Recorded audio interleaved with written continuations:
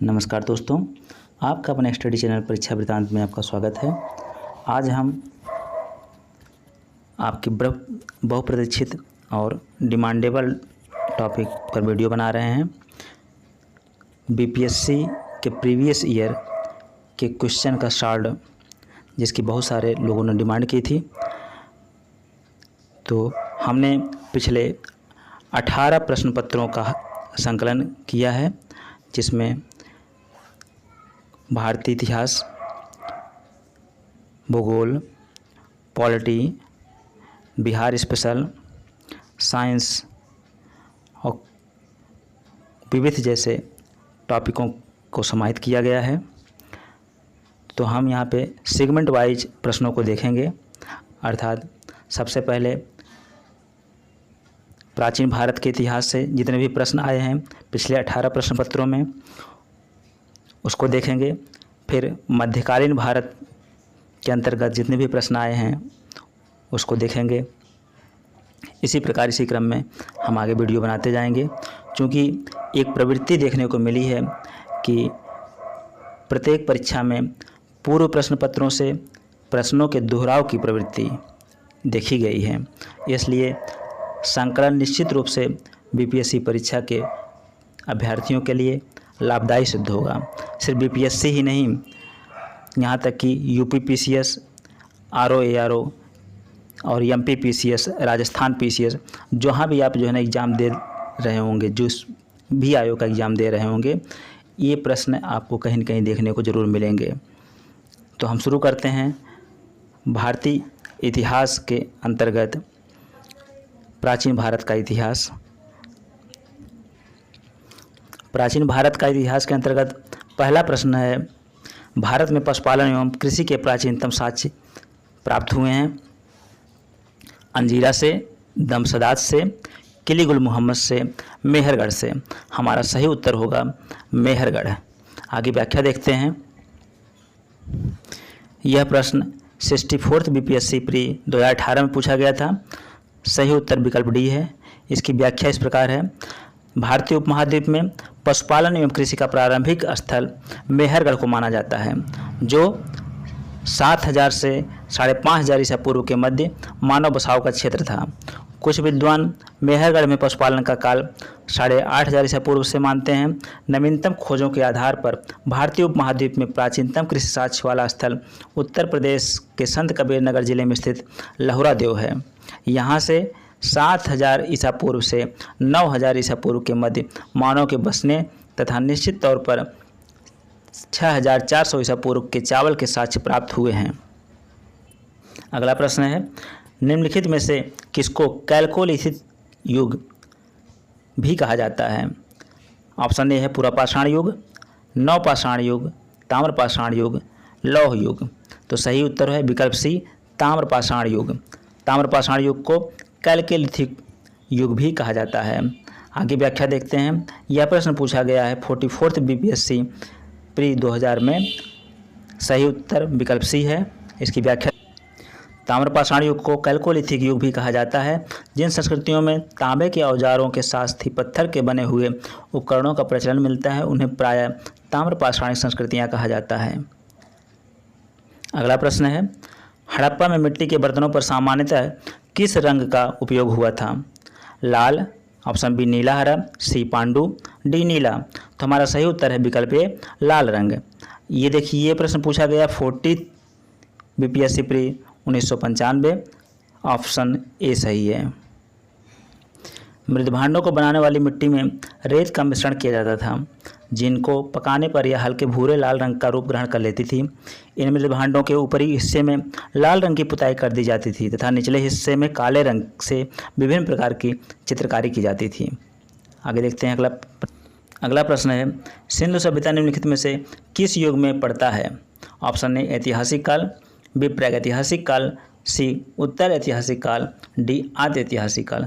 चूँकि सिंधु सभ्यता में लिपियों का ज्ञान तो था, लेकिन उन लिपियों को पढ़ा नहीं जा सका, इसलिए इस युग को आद्य ऐतिहासिक काल कहते हैं। तो हमारा सही उत्तर विकल्प डी होगा। आगे व्याख्या देखते हैं इसकी। यह बीपीएससी प्री 1994 में पूछा गया था। ऐतिहासिक काल का निर्धारण पठनी लेखन कला के ज्ञान के आधार पर किया जाता है। लेखन कला के ज्ञान से पहले का कालखंड प्रागैतिहासिक कालखंड होता है। भारतीय इतिहास में 2500 BC से 600 BC का कालखंड आदि ऐतिहासिक माना जाता है। आगे देखते हैं। सिंधु सभ्यता आदि ऐतिहासिक काल की सभ्यता है, क्योंकि यहाँ पर लेखन कला का ज्ञान तो है परंतु अभी तक इसे पढ़ा नहीं जा सका है। अगला प्रश्न है, सिंधु घाटी सभ्यता की सबसे महत्वपूर्ण विशेषता क्या है? ऑप्शन ए पक्की ईंट से बनी इमारत, ऑप्शन बी प्रथम असली मेहराब, ऑप्शन सी पूजा स्थल, ऑप्शन डी कला और वास्तुकला, ऑप्शन ई उपयुक्त में से कोई नहीं या उपयुक्त में से एक से अधिक। यहाँ पर हमारा सही उत्तर हो जाएगा विकल्प ए पक्की ईंट से बनी इमारत। यह सिंधु सभ्यता की सबसे महत्वपूर्ण विशेषता थी। ये आगे व्याख्या इसकी देखते हैं। ये 63 बीपीएससी प्री 2017 में पूछा गया है। ऑप्शन ए सही है। सिंधु घाटी सभ्यता की प्रमुख विशेषता नगर नियोजन को माना जाता है। यहाँ नगर और कस्बे एक निश्चित योजना के अनुसार बसाए जाते थे। पक्की ईंट से बनी इमारतों में मोहनजोदड़ो का विशाल स्नानागार व अन्नागार प्रमुख हैं। इसकी सतह पक्की ईंटों की है जिसे जिप्सम या मोर्टार जिप्सम तथा मोर्टार द्वारा जोड़ा गया है। आगे देखते हैं अगला प्रश्न। अगला प्रश्न है, निम्नलिखित में से कौन सा एक हड़प्पा का बंदरगाह है?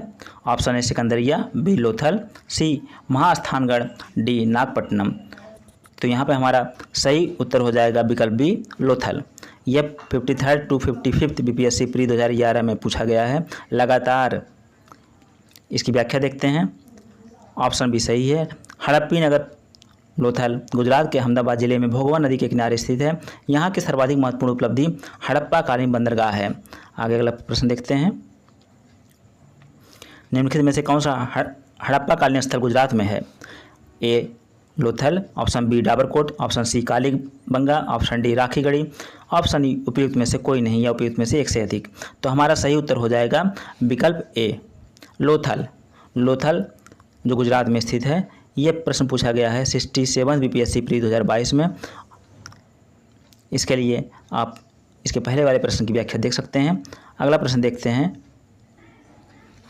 अगला प्रश्न निम्न में से किस हड़प्पाकालीन स्थल से टेराकोटा का हल प्राप्त हुआ है? Option A Dholavira, option B Banawali, option C Kalibangan, option D Lothal, option E उपयुक्त में से कोई नहीं या उपयुक्त में से एक से अधिक। इसमें सही उत्तर हो जाएगा ऑप्शन बी बनावली से। बनावली से टेराकोटा का हल प्राप्त हुआ है। यह प्रश्न 62 बीपीएससी प्री 2016 में पूछा गया है। इसकी व्याख्या देखते हैं। हरियाणा के फतेहाबाद जिले में स्थित बनावली से टेराकोटा का हल प्राप्त हुआ है। इसको आप ध्यान रखिए। बनावली कहाँ है? हरियाणा के फतेहाबाद जिले में है। आगे अगला प्रश्न देख। अगला प्रश्न है, निम्न में से किस हड़प्पन नगर में जुते हुए खेतों के निशान मिले हैं? Option A Kalibanga, option B है धौलावीरा, ऑप्शन सी है Mohenjodaro, option D Lothal, option E उपयुक्त में से कोई नहीं या उपयुक्त में से एक से अधिक। हमारा सही उत्तर हो जाएगा विकल्प ए कालीबंगा। कालीबंगा से हड़प जुते हुए खेत के साक्ष्य प्राप्त हुए हैं। व्याख्या देख लेते हैं इसकी। प्रसिद्ध हड़प्पा सभ्यता के स्थलों में से खंभात की खाड़ी के निकट स्थित लोथल से गोदीबाड़ा के साक्ष्य मिले हैं।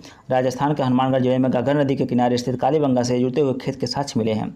गुजरात के धौलावीरा से हड़प्पा लिपि के बड़े आकार के 10 चिन्हों वाला एक शिलालेख मिला है। अगला प्रश्न देखते हैं। प्रश्न है, निम्नलिखित में से कौन हड़प्पा और मोहनजोदड़ो के उत्खनन से संबंधित नहीं थे? Option A RD. Banerjee, option B KN. Dikshit, option C MS. Vats, option D BA. Smith. हमारा सही उत्तर हो जाएगा विकल्प D VA. Smith. VA. Smith. इस प्रश्न की व्याख्या इस प्रकार है। वर्ष 2021 में दयाराम साहनी ने हड़प्पा का सर्वेक्षण किया। वर्ष 1926 से 27 वर्ष और 1933 से 34 में माधव स्वरूप बस हड़प्पा के उत्खनन कार्य से संबंधित रहे। मोहनजोदड़ो की खोज सर्वप्रथम वर्ष 1922 में राखालदास बनर्जी ने की तथा इसके पुरातात्विक महत्व की ओर ध्यान आकर्षित किया। इसके अतिरिक्त कुछ अन्य विद्वान के.एन. दीक्षित, अर्नेस्ट मैके, आर.एल. स्टीन, ए. घोष, जे.पी. जोशी आदि ने भी सभ्यता की महत्वपूर्ण खोज में अपना योगदान दिया। अतः स्पष्ट है बी.ए. स्मिथ हड़प्पा सभ्यता की खोज से संबंधित नहीं रहे, बल्कि ये भारत विधि एवं कला इतिहासकार के रूप में प्रसिद्ध थे। अगला प्रश्न देखते हैं।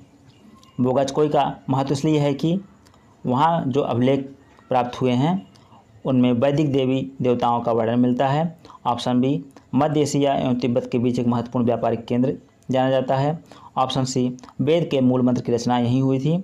ऑप्शन डी उपयुक्त में से कोई नहीं। तो यहाँ पे हमारा सही आंसर हो जाएगा ऑप्शन ए। बोगाचकोई वह स्थान है जो अभिलेख प्राप्त हुए हैं, उनमें वैदिक देवी एवं देवताओं का वर्णन मिलता है, इंद्र, मित्र, वरुण और नासत्य। इसकी व्याख्या देख लेते हैं। बोगाचकोई एशिया माइनर के 14वीं शताब्दी ईसा पूर्व के कुछ अभिलेख मिले हैं। इस अभिलेख में ऐसे राजाओं का उल्लेख आया है जिनके नाम आर्यों जैसे थे और जो संधियों के साक्ष्यों तथा रक्षा के लिए इंद्र, मित्र, वरुण एवं नासत्य देवताओं का आह्वान करते थे। इससे ज्ञात होता है कि वैदिक आर्य ईरान से ही होकर ही भारत आए होंगे। अगला प्रश्न देख। प्रसिद्ध 10 राजाओं का युद्ध किस नदी के तट पर लड़ा गया? Option A Ganga, B Brahmaputra, C Kaveri, D Parushni. Parushni नदी, जिसे रावी नदी भी कहते हैं, इस नदी के तट पर 10 राजाओं का युद्ध लड़ा गया था। आगे इसकी व्याख्या देख लेते हैं।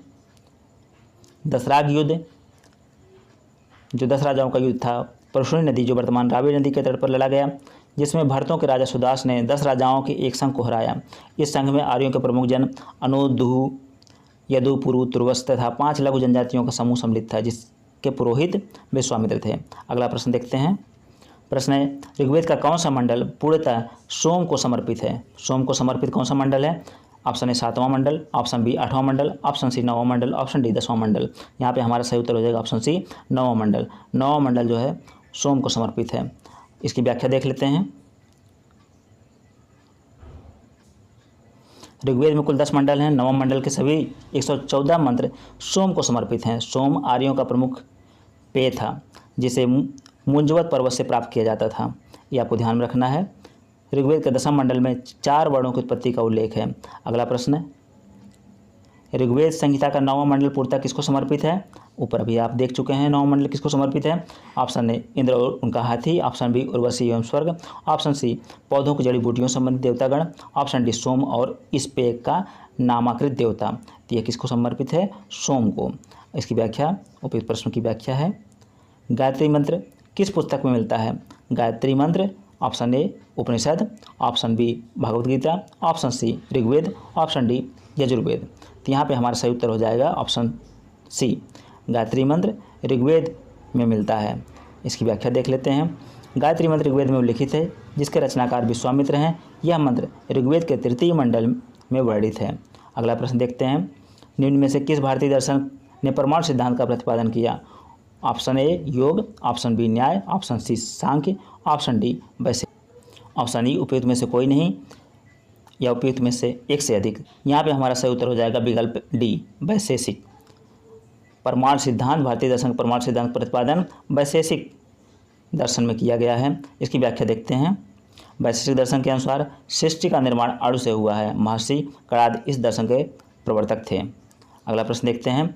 महावीर स्वामी का जन्म कहाँ हुआ था? ऑप्शन ए कुंडग्राम में, ऑप्शन बी पाटलिपुत्र में, ऑप्शन सी मगध में, ऑप्शन डी वैशाली में। हमारा सही उत्तर हो जाएगा ऑप्शन ए कुंडग्राम में।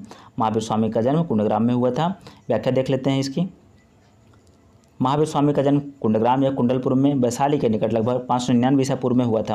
उनकी माता तिसला वैशाली के लिच्छवीगढ़ राज्य के प्रमुख चेटक की बहन थे तथा पिता सिद्धार्थ ज्ञात्री क्षत्रियों के संघ के प्रधान थे। उनके बड़े भाई नंदिवर्धन थे। कुछ प्राचीन संस्करण की अनुसार पुस्तक में महावीर स्वामी का जन्म 540 ईसा पूर्व उद्धृत है। आपको दोनों सन याद रखने हैं, 540 और 599। इसी आधार पर अनेक अन्य प्रकाशकों ने भी यही जन्म तिथि अपनी पुस्तकों में अंकित कर दिया है, जिससे भ्रम की स्थिति उत्पन्न होती है। महावीर स्वामी का सही जन्म तिथि 599 ईसा पूर्व ही उचित है, क्योंकि महावीर स्वामी महात्मा बुद्ध के पहले के काल के हैं। महात्मा बुद्ध का जन्म 563 ईसा पूर्व में हुआ था। एनसीईआरटी के नवीन संस्करणों में भी अब महावीर स्वामी का जन्म 599 ईसा पूर्व प्रकाशित हो चुका है। अगला प्रश्न देखते हैं।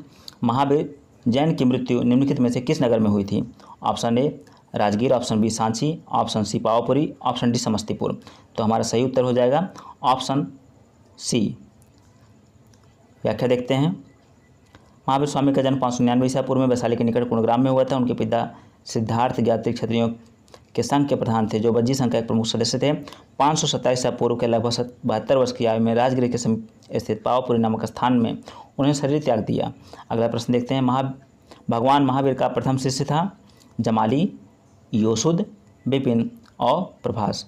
तो यहाँ पे हमारा सही उत्तर हो जाएगा विकल्प ए जमाली। जमाली जो कि उनका शिष्य और दामाद भी था। भगवान महावीर का जन्म क्षत्रिय वंश के में सिद्धार्थ के यहाँ 599 ईसा पूर्व में हुआ था। उनकी पत्नी का नाम यशोदा था। उनसे प्रियदर्शना नामक एक पुत्री उत्पन्न हुई। उस पुत्री का विवाह जमाली नाम के क्षत्रिय से हुआ था, जो बाद में महावीर स्वामी का अनुयायी बन गया। यह उनका प्रथम शिष्य था। जमाली के बाद में महावीर विरोध किया और बहुरतवाद नामक एक नए संप्रदाय की शुरुआत की। ये आपको ध्यान रखना है, बहुरतवाद किसने शुरू किया? जमाली ने। 11 अन्य प्रधान शिष्य, जिन्हें गणधर कहा जाता है, निम्न प्रकार थे: इंद्रभूति, अग्निभूति, वायुभूति, आर्यव्यक्त, सुधर्मन, मंडिक पुत्र, मौर्यपुत्र, अकंपित, अचल, मैत्रेय तथा प्रभास। अगला प्रश्न देखते हैं। निम्नलिखित में से कौन सबसे पूर्वकालिक जैन ग्रंथ कहलाता है? ऑप्शन ए 12 अंग, ऑप्शन बी 12 उपांग, ऑप्शन सी 14 पर्व, ऑप्शन डी 14 उपपर्व। हम उत्तर विकल्प सी होगा, 14 पूर्व। व्याख्या देख लेते हैं। 14 पूर्व प्राचीनतम जैन ग्रंथ है। अंतिम नंद राजा के समय में संभूत विजय तथा भद्रबाहुक संघ के अध्यक्ष थे तथा ये ही महावीर द्वारा प्रदत्त 14 पूर्वों के विषय में जानने वाले अंतिम व्यक्ति थे। 12 अंग में जैन सिद्धांतों का संकलन प्रथम जैन सभा में किया गया था। अगला प्रश्न देखते हैं। महात्मा बुद्ध ने अपना पहला धर्म चक्र प्रवर्तन किस स्थान पर दिया था? ऑप्शन ए लुम्बिनी में, ऑप्शन बी सारनाथ में, ऑप्शन सी पाटलिपुत्र में, ऑप्शन डी वैशाली में। हमारा सही उत्तर हो जाएगा ऑप्शन बी सारनाथ में। व्याख्या देख लेते हैं।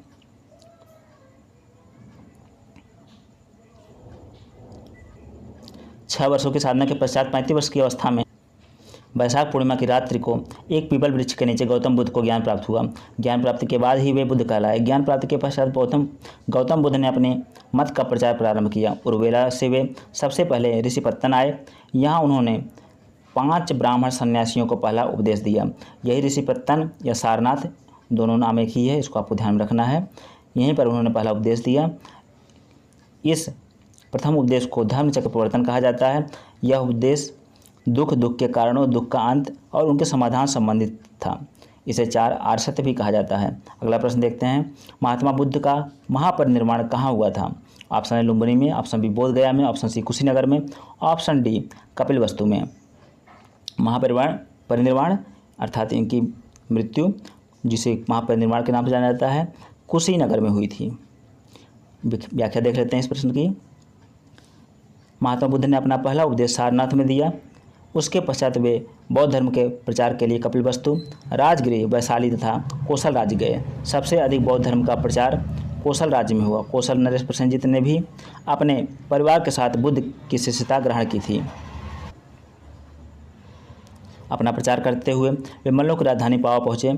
वहाँ वे चुंद नामक लुहार की आम्र वाटिका में ठहरे। उसने बुद्ध को सूकर मत दे दो खाने को दिया।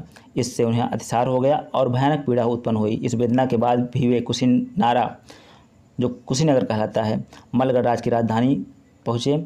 यहीं 483 ईसा पूर्व में 80 वर्ष की अवस्था में उन्होंने शरीर त्याग दिया। बौद्ध ग्रंथों में इसे महापरिनिर्वाण कहा जाता है। आपको 483 ईसा पूर्व जो ये सन है, इसको याद रखना है। आगे अगला प्रश्न देखते हैं। त्रिपिटक किसकी धार्मिक पुस्तक है? Jain, option B Hindu, option C Parsi, option D Baudh, option D उपयुक्त में से कोई नहीं या उपयुक्त में से एक से अधिक। हमारा सही उत्तर हो जाएगा विकल्प डी। त्रिपिटक बौद्ध धर्म से संबंधित पुस्तक है। इसकी व्याख्या इस प्रकार है। त्रिपिटक बौद्ध धर्म ग्रंथों में सर्वाधिक महत्वपूर्ण है। बुद्ध की मृत्यु के बाद उनके शिक्षाओं को संकलित कर 3 भागों में बांटा गया। इन्हीं को त्रिपिटक कहते हैं। ये हैं विनय पिटक, जो संघ संबंधी नियम तथा आचार की शिक्षाएँ थी। यहाँ से प्रश्न बनता है, इसको आपको ध्यान रखना है। विनय पिटक में क्या है? अगला है शुद्ध पिटक, शुद्ध पिटक जो महात्मा बुद्ध के वचन, और तीसरा है अभिधम पिटक जो दार्शनिक सिद्धांत से संबंधित है। आगे देखते हैं अगला प्रश्न। त्रिरत्न या 3 रत्न जैसे सटीक ज्ञान, सच्ची आस्था और सटीक क्रिया निम्न में से किससे संबंधित है? बौद्ध धर्म, हिंदू धर्म, जैन धर्म, डी ईसाई धर्म, ऑप्शन ई उपयुक्त में से कोई नहीं या उपयुक्त में से एक से अधिक। तुम्हारा सही उत्तर हो जाएगा जैन धर्म। त्रिरत्न जैन धर्म से संबंधित है। अब इसकी व्याख्या देख लेते हैं। जैन धर्म में मोक्ष के लिए 3 साधन आवश्यक बताए गए हैं: सम्यक धारणा, सम्यक चरित्र, सम्यक ज्ञान। इन तीनों को जैन धर्म में त्रिरत्न की संज्ञा दी गई है। अगला प्रश्न देखते हैं। निम्नलिखित में से कौन सी बात बौद्ध धर्म तथा जैन धर्म में समान नहीं है? ऑप्शन ए अहिंसा, ऑप्शन बी वेदों के प्रति उदासीनता, ऑप्शन सी आत्मदमन, ऑप्शन डी रीति व रिवाजों की अस्वीकृति। हमारा सही विकल्प सी हो जाएगा आत्मदमन। आत्मदमन जो है बौद्ध धर्म तथा जैन धर्म में समान नहीं है। इसकी व्याख्या देख लेते हैं। गौतम बुद्ध ने मध्यम मार्ग का उपदेश दिया। वे मोक्ष के लिए कठोर तथा साधना एवं कायक्लेश में विश्वास नहीं करते थे। इसके विपरीत महावीर स्वामी ने मोक्ष प्राप्ति के लिए घोर तपस्या तथा शरीर त्याग को आवश्यक बताया है। अगला प्रश्न देखते हैं। बोध गया में बोधि वृक्ष अपने वंश की इस पीढ़ी का है। ऑप्शन ए तृतीय, ऑप्शन बी चतुर्थ, ऑप्शन सी पंचम, ऑप्शन डी षष्ठम। हमारा सही उत्तर हो जाएगा ऑप्शन सी पंचम। व्याख्या देख लेते हैं। महाबोधि मंदिर तथा स्थित वर्तमान बोधि वृक्ष वह नहीं है जिसके नीचे बैठकर महात्मा बुद्ध ने ज्ञान प्राप्त किया था। ह्वेन-सांग के अनुसार उस मूल वृक्ष को 7वीं शताब्दी में सम्राट शशांक ने नष्ट कर दिया था। इसके बाद इस स्थान पर 2 और वृक्ष रोपित हुए और नष्ट हुए।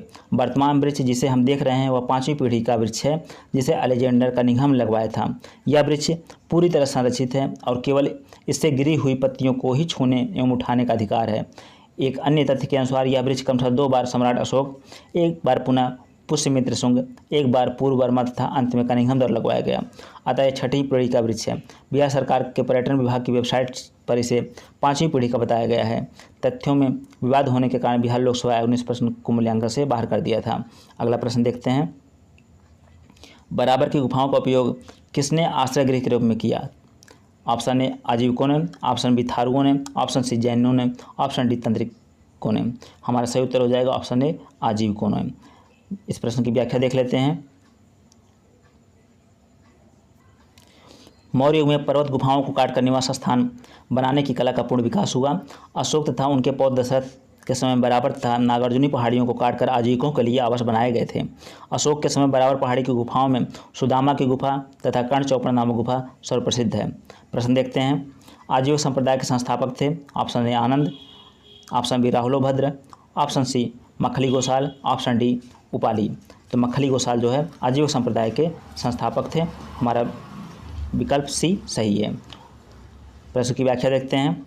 मखली गोसाल प्रारंभ में महावीर के शिष्य थे, किंतु बाद में मतभेद के चलते इन्होंने महावीर की शिष्यता त्याग कर आजीवक नामक स्वतंत्र संप्रदाय की स्थापना की। इनका मत नियतिवाद कहा जाता है, जिसके अनुसार संसार के प्रत्येक वस्तु भाग्य द्वारा पूर्ण नियंत्रित एवं संचालित होती है। प्रश्न देखते हैं। पाटलिपुत्र के संस्थापक थे। Option A Udayan, option C Ashok, option B Bimbisar, option D Mahapadmananda. Pataliputra की स्थापना उदयन ने किया था। हमारा ऑप्शन ए सही है। इसकी व्याख्या देखते हैं। पाटलिपुत्र की स्थापना अजातशत्रु के उत्तराधिकारी उदयन ने गंगा और सोन नदी के संगम पर एक किला बनाकर की थी। इसने मगध साम्राज्य की राजधानी राजगृह से पाटलिपुत्र स्थानांतरित की। यह नगर शेषनाग वंश, नंद वंश और मौर्य वंश की भी राजधानी रही। अगला प्रश्न देखते हैं। किस शासक द्वारा सर्वप्रथम पाटलिपुत्र का राजधानी के रूप में चयन किया गया। ऊपर वाला प्रश्न रिपीटेड है। ऑप्शन देख लेते हैं। ऑप्शन ए अजातशत्रु द्वारा, ऑप्शन बी अशोक द्वारा, ऑप्शन सी उदयन द्वारा, ऑप्शन डी कनिष्क द्वारा। हमारा सही उत्तर हो जाएगा विकल्प सी उदयन द्वारा। व्याख्या देखते हैं।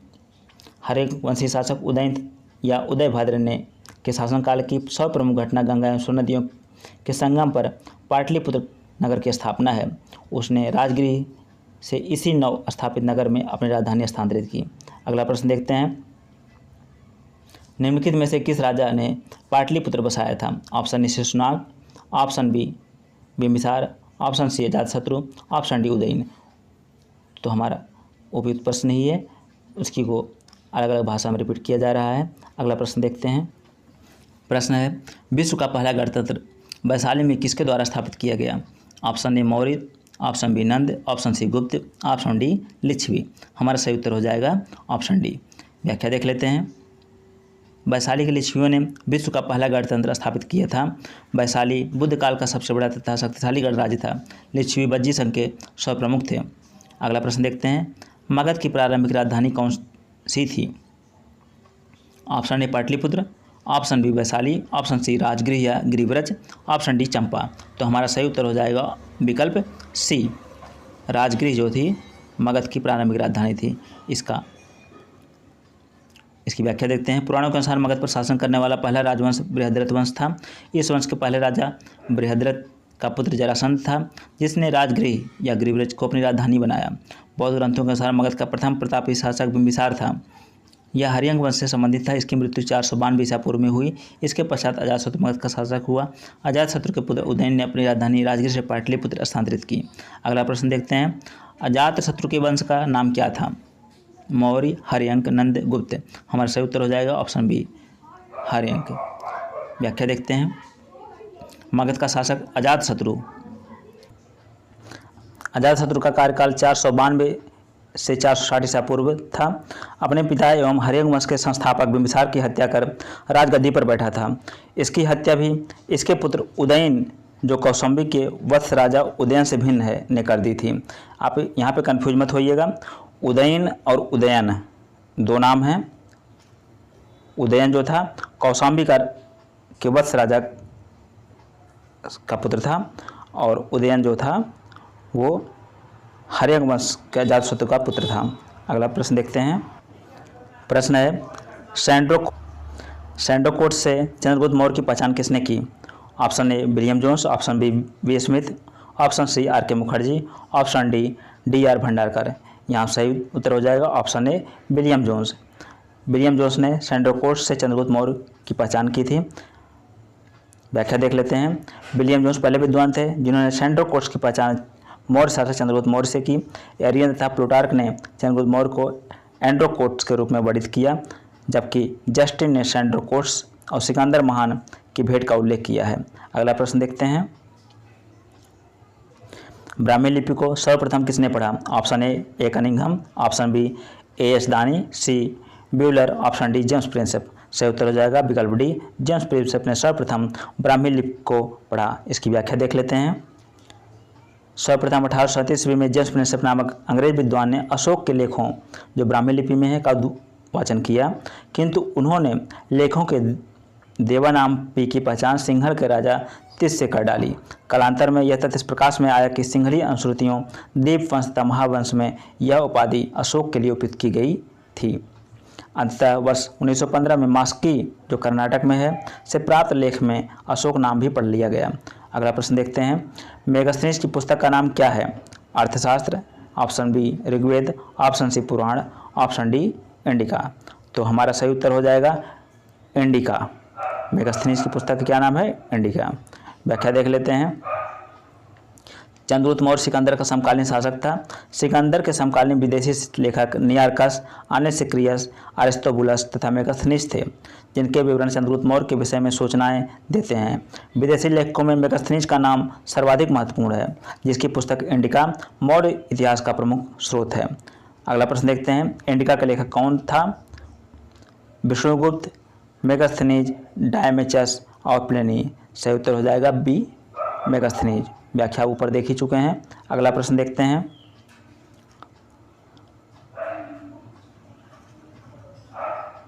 मेगास्थनीज दूत था किसका? ऑप्शन ए सेलुकस का, ऑप्शन बी सिकंदर का, ऑप्शन सी डेरियस का, ऑप्शन डी यूनानियों का। ऑप्शन ई उपयुक्त में से कोई नहीं या उपयुक्त में से एक से अधिक। तो हमारा सही उत्तर हो जाएगा ऑप्शन ए सेलुकस का। व्याख्या देख लेते हैं इस प्रश्न की। मेगास्थनीज सेलुकस निकटवर्ती था चंद्रगुप्त मौर्य की राज्यसभा में भेजा गया यूनानी राजदूत था। इसके पूर्व यह अराकोसिया के क्षत्रप के राजदरबार में सेलुकस का राजदूत रह चुका था। मेगास्थनीज ने काफ़ी समय तक मौर्य दरबार में निवास किया। भारत में उसने जो कुछ भी देखा सुना उसे उसने इंडिका नामक अपने ग्रंथ में लिपिबद्ध किया। प्रश्न देखते हैं, अंतिम मौर्य सम्राट था जालौक, अवंती वर्मन, नंदी वर्मन, बृहद्रथ। हमारा सही उत्तर हो जाएगा बृहद्रथ। प्रश्न की व्याख्या इस प्रकार है, अंतिम मौर्य शासक बृहद्रथ था। बृहद्रथ की हत्या उसके सेनापति पुष्यमित्र शुंग ने की थी। अगला प्रश्न देखते हैं, किस अभिलेख में रुद्रदामन प्रथम की विभिन्न उपलब्धियां वर्णित हैं? Option A Junagadh, option B Bhitari, option C Nashik, option D Sanchi. हमारा सही उत्तर हो जाएगा गुजरात के जूनागढ़ से रुद्रदामन, जिसका कार्यकाल 130 से 150 ईसा पूर्व है, ईस्वी है, का एक अभिलेख प्राप्त हुआ है। यह जिस शिला पर उत्कीर्ण है उसी पर अशोक के 14 प्रज्ञापनों की एक प्रतीत तथा स्कंदगुप्त के 2 लेख भी खुदे हुए हैं। यह विशुद्ध संस्कृत भाषा तथा ब्राह्मी लिपि में लिखा गया है, जिसमें रुद्ररामन की वंशावली, विजयों, शासन, व्यक्तित्व आदि पर सुंदर प्रकाश डाला गया है। यह अभिलेख अब तक प्राप्त संस्कृत अभिलेखों में सर्वाधिक प्राचीन है। अगला प्रश्न, निम्नलिखित राजाओं में से किसका जैन धर्म के प्रति भारी झुकाव था? Option A Dasharath, option B Brihadratha, option C Kharavela, option D Huvishka. हमारा सही ऑप्शन सी खारवेल। खारवेल का जैन धर्म के प्रति भारी झुकाव था। व्याख्या देख लेते हैं। कलिंग का चेदी वंशी शासक खारवेल प्राचीन भारतीय इतिहास के महानतम सम्राटों में से एक था। उड़ीसा प्रांत के भुवनेश्वर से 3 मील की दूरी पर स्थित उदयगिरी पहाड़ी की हाथी गुम्फा से उसका एक बिना तिथि का अभिलेख प्राप्त हुआ है। यह अभिलेख खारवेल का इतिहास जानने का एकमात्र स्रोत है। इसका जैन धर्म के प्रति भारी झुकाव था। हाथी गुम्फा अभिलेख प्राकृत भाषा में है। अगला प्रश्न देखते हैं। कलिंग नरेश खारवेल का संबंध था महामेघवाहन वंश से, चेदी वंश से, सातवाहन वंश, ऑप्शन डी रणभोजक वंश, ऑप्शन ई उपयुक्त में से कोई नहीं या उपयुक्त में से एक से अधिक। हमारा सही उत्तर हो जाएगा विकल्प ई, उपयुक्त में से एक से अधिक। कौन कौन से? महामेघवाहन वंश और खारवेल वंश। इसकी व्याख्या देख लेते हैं। कलिंग के चेदी राजवंश का संस्थापक महामेघवाहन नामक व्यक्ति था, अतः इस वंश का नाम महामेघवाहन वंश भी पड़ गया। इस वंश का सर्वाधिक शक्तिशाली शासक खारवेल हुआ। खारवेल के इतिहास अध्ययन के एकमात्र साधन हाथी गुम्फा अभिलेख है। अगला प्रश्न देखते हैं। प्राचीन भारत का नेपोलियन किसे कहा जाता है? Option D Chandragupta Maurya, option B Pushyamitra, option C Kanishka, option D Samudragupta. Napoleon किसे कहा जाता है भारत का? समुद्रगुप्त। हमारा सही उत्तर हो जाएगा ऑप्शन डी। इसकी व्याख्या देख लेते हैं।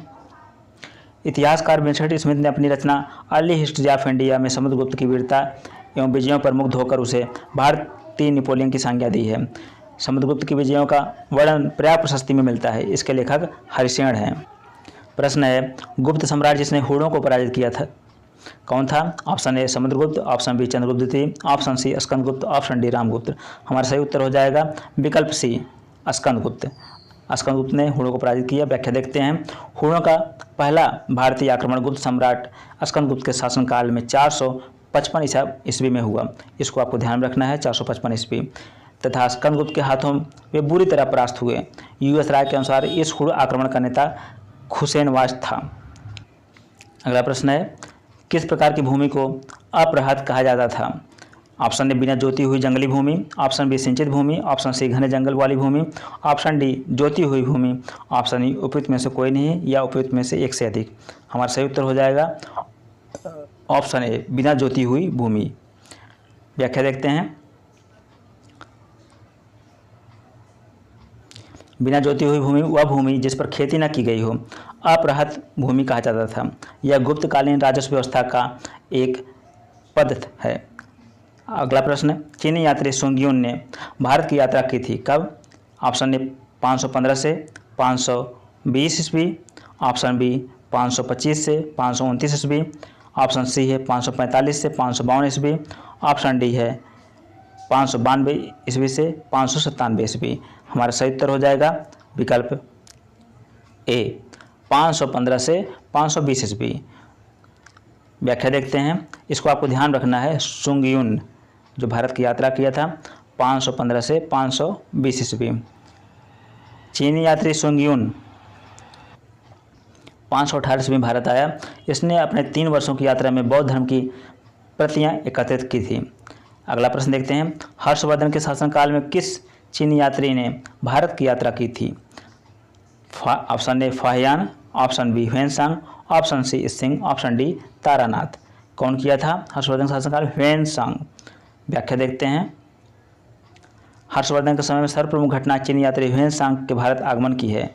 उसकी उत्कट अभिलाषा महात्मा बुद्ध के चरण चिन्हों द्वारा पवित्र किए स्थानों को देखने एवं पवित्र बौद्ध ग्रंथों का अध्ययन करने की थी, जो उन दिनों भारत में सुलभ थे। इस उद्देश्य की पूर्ति होती उसने तांग शासकों की राजधानी चंगन से भारतवर्ष के लिए 629 ईस्वी में प्रस्थान किया। अपनी भारत यात्रा के ऊपर उसने एक ग्रंथ लिखा जिसे सी यू की कहा जाता है। अगला प्रश्न, कल्हड़ की पुस्तक का नाम क्या है? Option A Arthashastra, option B Indica, option C Purana, option D Rajatarangini. हमारा उत्तर हो जाएगा विकल्प डी राजतरंगिणी कल्हड़ की पुस्तक है। व्याख्या देखते हैं। कल्हड़ ने राजतरंगिणी में कश्मीर का इतिहास लिखा। इस ग्रंथ की रचना कल्हड़ ने जय सिंह के शासनकाल में पूर्ण किया। चंद्रगुप्त मौर्य के प्रधानमंत्री चाणक्य ने राजनीति शास्त्र पर प्रसिद्ध ग्रंथ अर्थशास्त्र की रचना की। अगला प्रश्न देखते हैं। उदंतपुर शिक्षा केंद्र निम्न में से किस राज्य में अवस्थित था? Option A Bengal, B Bihar, option C Gujarat, option D Tamil Nadu, option उपयुक्त में से कोई नहीं या उपयुक्त में से एक से अधिक। हमारा सही उत्तर हो जाएगा विकल्प बी बिहार। उदंतपुरी कहाँ पे है? बिहार में। व्याख्या देख लेते हैं। उदंतपुर, जिसे उदनापुर भी कहा जाता है, प्राचीन काल में एक प्रमुख शिक्षा केंद्र था। यह बिहार राज्य में अवस्थित था। इसकी स्थापना पाल वंश के प्रथम शासक गोपाल ने की थी। अगला प्रश्न देखते हैं। कर्नाट वंश का संस्थापक कौन था? A Nanyadeva, option B Narasimhadeva, C Vijayadeva, option D Harideva, option E उपयुक्त में से कोई नहीं या उपयुक्त में से एक से अधिक। हमारा सही उत्तर हो जाएगा विकल्प ए नान्यदेव, जो कर्नाट वंश का संस्थापक था। इसकी व्याख्या देख लेते हैं। कर्नाट वंश के संस्थापक नान्यदेव थे। वे एक महान योद्धा थे। नान्यदेव ने कर्नाटक की राजधानी सिमरावगढ़ को बनाया। कर्नाट वंश का शासनकाल 1097 से 1325 ईस्वी मिथिला का स्वर्ण युग कहलाता है। अगला प्रश्न देखते हैं। कर्नाट वंश का अंतिम शासक कौन था? Option A Hari Singh, option B Ram Singh, option C Mati Singh, option D Shyam Singh. हमारा उत्तर हो जाएगा ऑप्शन ए हरि सिंह। कर्नाट वंश का अंतिम शासक कौन था? हरि सिंह। व्याख्या देख लेते हैं। कर्नाट वंश के अंतिम शासक हरि सिंह देव थे। ये कला और साहित्य के महान संरचक थे। इन्होंने पंजी व्यवस्था की शुरुआत की थी। अगला प्रश्न देखते हैं। किस काल में अछूत की अवधारणा स्पष्ट रूप से उद्धृत हुई? ऑप्शन ए ऋग्वेद काल, ऑप्शन बी उत्तर वैदिक काल, ऑप्शन सी उत्तर गुप्त काल, ऑप्शन डी धर्मशास्त्र के समय में। हमारा सही उत्तर हो जाएगा विकल्प डी धर्मशास्त्र के समय में अछूत की अवधारणा स्पष्ट रूप से उद्धृत हुई। व्याख्या देख लेते हैं। धर्मशास्त्रों के समय में 4 वर्णों ब्राह्मण, क्षत्रिय, वैश्य एवं शूद्र के अतिरिक्त समाज में अन्य अनेक जातियों यथा अम्बष्ट, उग्र, निषाद, मागध, वैदेहक, रथकार आदि का आविर्भाव अनुलोम एवं प्रतिलोम विवाहों के फलस्वरूप हो गया। पाणिनि ने 2 प्रकार के शूद्रों का उल्लेख किया है, निर्वसित एवं अनिर्वसित। इनमें पहले प्रकार के शूद्र ही अस्पृश्य माने जाते थे। अगला प्रश्न है। कनिष्क के शासनकाल में बौद्ध सभा किस नगर में आयोजित की गई थी? Option A Magadh, option B Pataliputra, option C Kashmir, option D Rajgriha. तो हमारा सही उत्तर हो जाएगा विकल्प सी कश्मीर। व्याख्या देख लेते हैं। बौद्ध धर्म की चौथी और अंतिम सांगीतिक सभा कुषाण शासक कनिष्क के राज्यकाल में कश्मीर के कुंडलवन में हुई। इसकी अध्यक्षता वसुमित्र ने की थी। अश्वघोष इसके उपाध्यक्ष थे एवं बौद्ध ग्रंथों के कठिन अंशों पर सम्यक विचार किया गया। अर्थात उल्लेखनीय है कि पहली बौद्ध संगीति बुद्ध की मृत्यु के तत्काल बाद राजगृह की सतपर्णी गुफा में हुई। इस समय मगध का शासक अजातशत्रु था। इसकी अध्यक्षता महाकश्यप ने की थी। द्वितीय वेद संगीति कलाशोक के शासनकाल में बुद्ध की मृत्यु के लगभग 100 वर्षों के पश्चात वैशाली में हुई थी। इसके अध्यक्ष आचार्य साबकमेर या सर्वकामिनी थे। अगला प्रश्न देखते हैं। प्रथम बौद्ध संगीति के अध्यक्ष कौन थे? Option A Vasumitra, option B Mahakashyap, option C संरक्षक, ऑप्शन डी पार्श्वक। हमारा सही उत्तर हो जाएगा महाकश्यप, ऑप्शन बी महाकश्यप। व्याख्या देखते हैं। अगला प्रश्न है। भगवान बुद्ध के महापरिनिर्वाण के बाद पहली बौद्ध संगीति हुई थी कहाँ पे? राजगृह में, गया में, पाटलिपुत्र में, वैशाली में। हमारा सही उत्तर ऑप्शन ए राजगृह या राजगीर में। व्याख्या देखते हैं। अगला प्रश्न है। बुद्ध के जीवन की 4 महत्वपूर्ण घटनाओं और उनसे संबद्ध 4 स्थानों का नीचे उल्लेख है। यह 2 स्तंभों पहला एवं दूसरा में अंकित है। आपको इनका सुमेलन करना है। स्तंभ 1, स्तंभ 2। जन्म, ज्ञान प्राप्ति, प्रथम प्रवचन और निधन। तो हमको मिलान कर। बुद्ध का जन्म कहाँ हुआ है? लुम्बिनी में। ज्ञान प्राप्ति कहाँ हुई है? बोधगया में। प्रथम प्रवचन दिया था सारनाथ में। निधन कहाँ हुआ है? कुशीनारा में। तो हमारा सही उत्तर हो जाएगा 3, 2, 1, 4। सही सुमेल है 3, 2, 1, 4, ऑप्शन सी। अगला प्रश्न देखते हैं। प्रश्न है, बोध गया में किसे ज्ञान प्राप्ति हुई थी? Option A Mahavir Swami, option B Gautam Buddha, option C Simandhar Swami, option D Parshvanath Swami, option उपयुक्त में से कोई नहीं है, उपयुक्त में से एक से अधिक। हमारा सही उत्तर हो जाएगा विकल्प बी, गौतम बुद्ध को बोध गया में ज्ञान प्राप्ति हुई था। अगला प्रश्न देखते हैं, बोध गया में महाबोधि मंदिर बनाया गया जहां गौतम बुद्ध पैदा हुए थे। ऑप्शन बी, गौतम बुद्ध को ज्ञान प्राप्त हुआ था। ऑप्शन सी, गौतम बुद्ध ने अपना प्रथम प्रवचन दिया। ऑप्शन डी, गौतम बुद्ध की मृत्यु हुई। तो जहाँ पे गौतम बुद्ध को ज्ञान प्राप्त हुआ, ऑप्शन बी। अगला प्रश्न व्याख्या देख लेते हैं। बोध गया में 6 वर्ष की साधना के पश्चात 35 वर्ष की आयु में महात्मा बुद्ध को वैशाख पूर्णिमा की रात एक पीपल वृक्ष के नीचे ज्ञान प्राप्त हुआ। इस स्थल पर मंदिर का निर्माण सम्राट अशोक ने 3री शताब्दी ईसा पूर्व में प्रारंभ किया, परंतु इसका वर्तमान स्वरूप 5वीं-6वीं शताब्दी में निर्मित हुआ। यह मंदिर पूरी तरह ईंटों से निर्मित है। वर्ष 2002 में यूनेस्को द्वारा यह विश्व धरोहर स्थल बना। अगला प्रश्न देखते हैं, गौतम बुद्ध को एक देवता का स्थान किस राजा के युग में प्राप्त हुआ? Option A Ashok, option B Kanishka, option C Chandragupta Vikramaditya, option D Harsha. हमारा सही उत्तर है विकल्प बी कनिष्क। व्याख्या देखते हैं, कनिष्क के शासनकाल में संपन्न चतुर्थ बौद्ध संगीति में बौद्ध धर्म हीनयान एवं महायान नामक 2 अस्पष्ट एवं स्वतंत्र संप्रदायों में विभक्त हो गया। महायान शाखा में बुद्ध को देवता माना गया तथा उनकी पूजा की जाने लगी। इसी के साथ अनेक बोधिसत्वों की भी पूजा प्रारंभ हुई। अगला प्रश्न देखते हैं। प्रश्न है, ईसा पूर्व 6वीं सदी ईस्वी में विश्व की प्रथम गणतंत्रात्मक व्यवस्था कहाँ थी? Option B Vaishali, option B Athens, option C Sparta, option D Pataliputra. हमारा सही उत्तर हो जाएगा विकल्प ए वैशाली में। व्याख्या इसकी देखते हैं, ईसा पूर्व 6वीं सदी में विश्व की प्रथम गणतंत्रात्मक व्यवस्था वैशाली में थी। वस्तुतः 6वीं सदी में जहां महाजनपदों में राजतंत्रात्मक शासन व्यवस्था थी, वहीं वज्जी तथा मल्ल नामक 2 राज्यों में गणतंत्रात्मक शासन व्यवस्था प्रचलित थी। वज्जी 8 राज्यों का एक संघ था जिसमें वैशाली के लिच्छवी सर्वाधिक शक्तिशाली थे। अगला 16 महाजनपदों की सूची उपलब्ध है। महाभारत में, अंगुत्तर निकाय में, ऑप्शन सी छांदोग्य उपनिषद में, ऑप्शन डी संयुक्त निकाय में। तो अंगुत्तर निकाय में 16 महाजनपदों की सूची का वर्णन है। इस प्रकार हमारा उत्तर हो जाएगा विकल्प बी। व्याख्या देखते हैं इस प्रश्न की।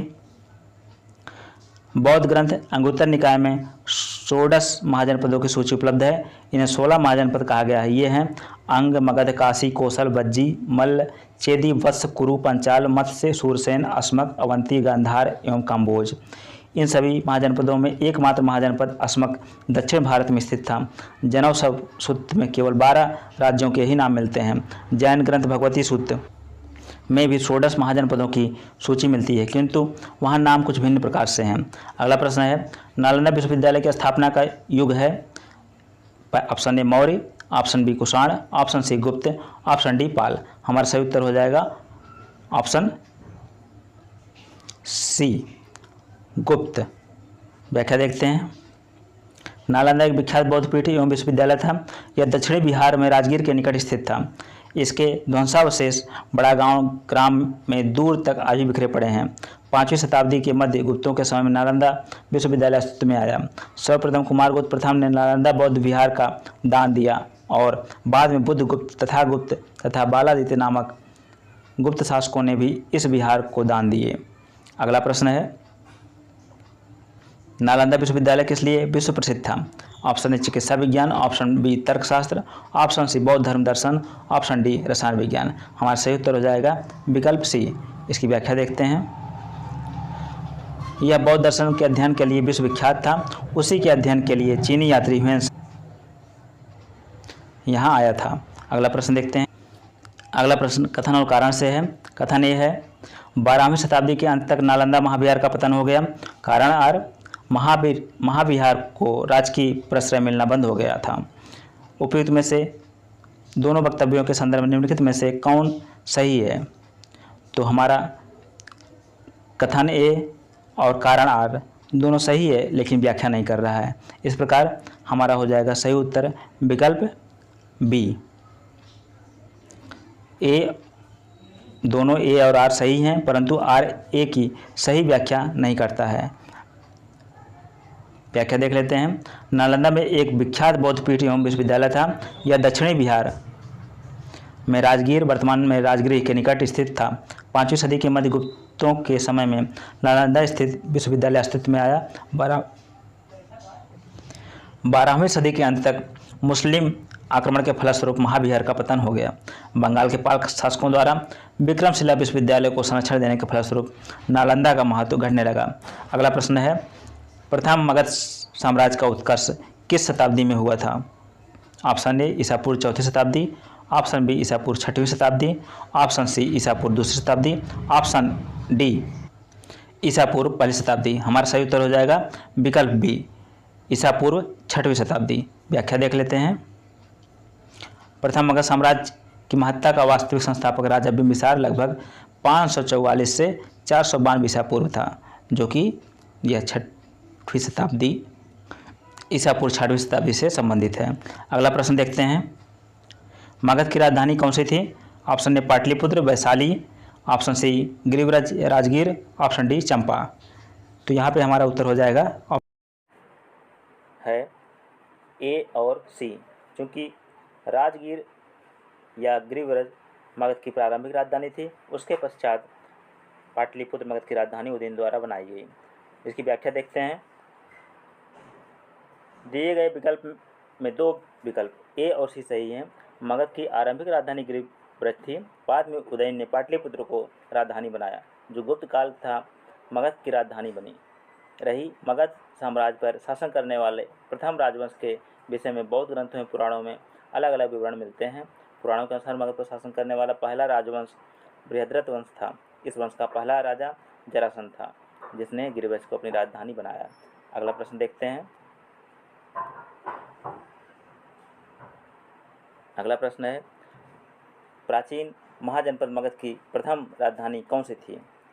Option A Pataliputra, option B Vaishali, option C Champa, option D Anga, option E उपयुक्त में से कोई नहीं या उपयुक्त में एक से अधिक। तो यहाँ पे हमारा सही उत्तर हो जाएगा ऑप्शन ई, उपयुक्त में से कोई नहीं, क्योंकि हम जानते हैं मगध की प्रारंभिक राजधानी गिरिव्रज या राजगीर थी। अगला प्रश्न देखते हैं। नंद वंश के पश्चात मगध पर किस राजवंश ने शासन किया? Option A Maurya, option B Shunga, option C Gupta, option D Kushan. तो हमारा सही उत्तर हो जाएगा ऑप्शन ए मौर्य। व्याख्या देखते हैं। नंद वंश के स्थापना शिशुनाग वंश का अंत करके की गई थी। नंद वंश में कुल 9 राजा हुए। उग्रसेन, जिसे पुराणों में महापद्मनंद कहा गया, दूसरा पंडुक, तीसरा पांडुगति, चौथा भूतपाल, 5वां राष्ट्रपाल, 6वां गोविषाणक, 7वां दाससिद्धक, 8वां कैवर तथा 9वां धनानंद। अगला प्रश्न है, जिसके ग्रंथ में चंद्रगुप्त मौर्य का विशिष्ट रूप से वर्णन हुआ है वह है option A Bhasa, option B Shudraka, option C Vishakhadatta, option D अश्वघोष। हमारा सही उत्तर है option C, option C. Vishakhadatta की मुद्रा राक्षस में चंद्रगुप्त मौर्य का वर्णन किया गया है। इस ग्रंथ में चंद्रगुप्त को नंदराज का पुत्र माना गया है। मुद्रा राक्षस में चंद्रगुप्त को वृषल तथा कुलहीन कहा गया है। 18वीं शताब्दी ईस्वी में धुंडराज ने मुद्रा राक्षस पर टीका लिखी। मुद्रा राक्षस के अतिरिक्त विशाखदत्त के नाम से 2 अन्य रचनाओं का भी उल्लेख किया गया है। पहला है देवी चंद्रगुप्तम तथा दूसरा है अभिसारिका वंचितिका या अभिसारिका बंधितक। अगला प्रश्न देखते हैं। निम्नलिखित में से मगध का कौन सा राजा सिकंदर महान के समकालीन था? Option A Mahapadmananda, option B Dhanananda, option C Sukalpa, option D Chandragupta Maurya. हमारा सही उत्तर हो जाएगा बी धनानंद। व्याख्या देखते हैं इस प्रश्न की। महापद्मनंद के उत्तराधिकारियों की संख्या पुराणों तथा बौद्ध ग्रंथों में 8 मिलती है। इस वंश का अंतिम शासक धननंद था, जो सिकंदर का समकालीन था। उसे यूनानी लेखकों ने अग्रमीज कहा है। जेनोफोन उसे बहुत धनाढ्य व्यक्ति बताता है। भद्रसाल उसका सेनापति था। अगला प्रश्न देखते हैं। प्रश्न है, पाटलिपुत्र में स्थित चंद्रगुप्त का महल मुख्यतः बना था ऑप्शन ए ईंटों का, ऑप्शन बी पत्थर का, ऑप्शन सी लकड़ी का, ऑप्शन डी मिट्टी का। तुम्हारा सही उत्तर हो जाएगा विकल्प सी लकड़ी का। इस प्रश्न की व्याख्या देखते हैं। बिहार में पटना के समीप बुलंदीबाग एवं कुम्भरहार में की गई खुदाई में मौर्य काल की लकड़ी के विशाल भवनों के अवशेष प्रकाश में आए हैं। इन्हें प्रकाश में लाने का श्रेय इस पूर्णन महोदय को है। बुलंदीबाग से नगर के परकोटे के अवशेष तथा कुम्भरहार से राजप्रसाद के अवशेष प्राप्त हुए हैं। प्रश्न अगला देखते हैं। अष्टप्रधान का गठन किसने किया था? Option A Chandragupta, option B Ashok, option C Harshavardhan, option D Shivaji. तो हम जानते हैं अष्टप्रधान का गठन शिवाजी द्वारा किया गया था, इसलिए इस प्रश्न का उत्तर हो जाएगा विकल्प डी।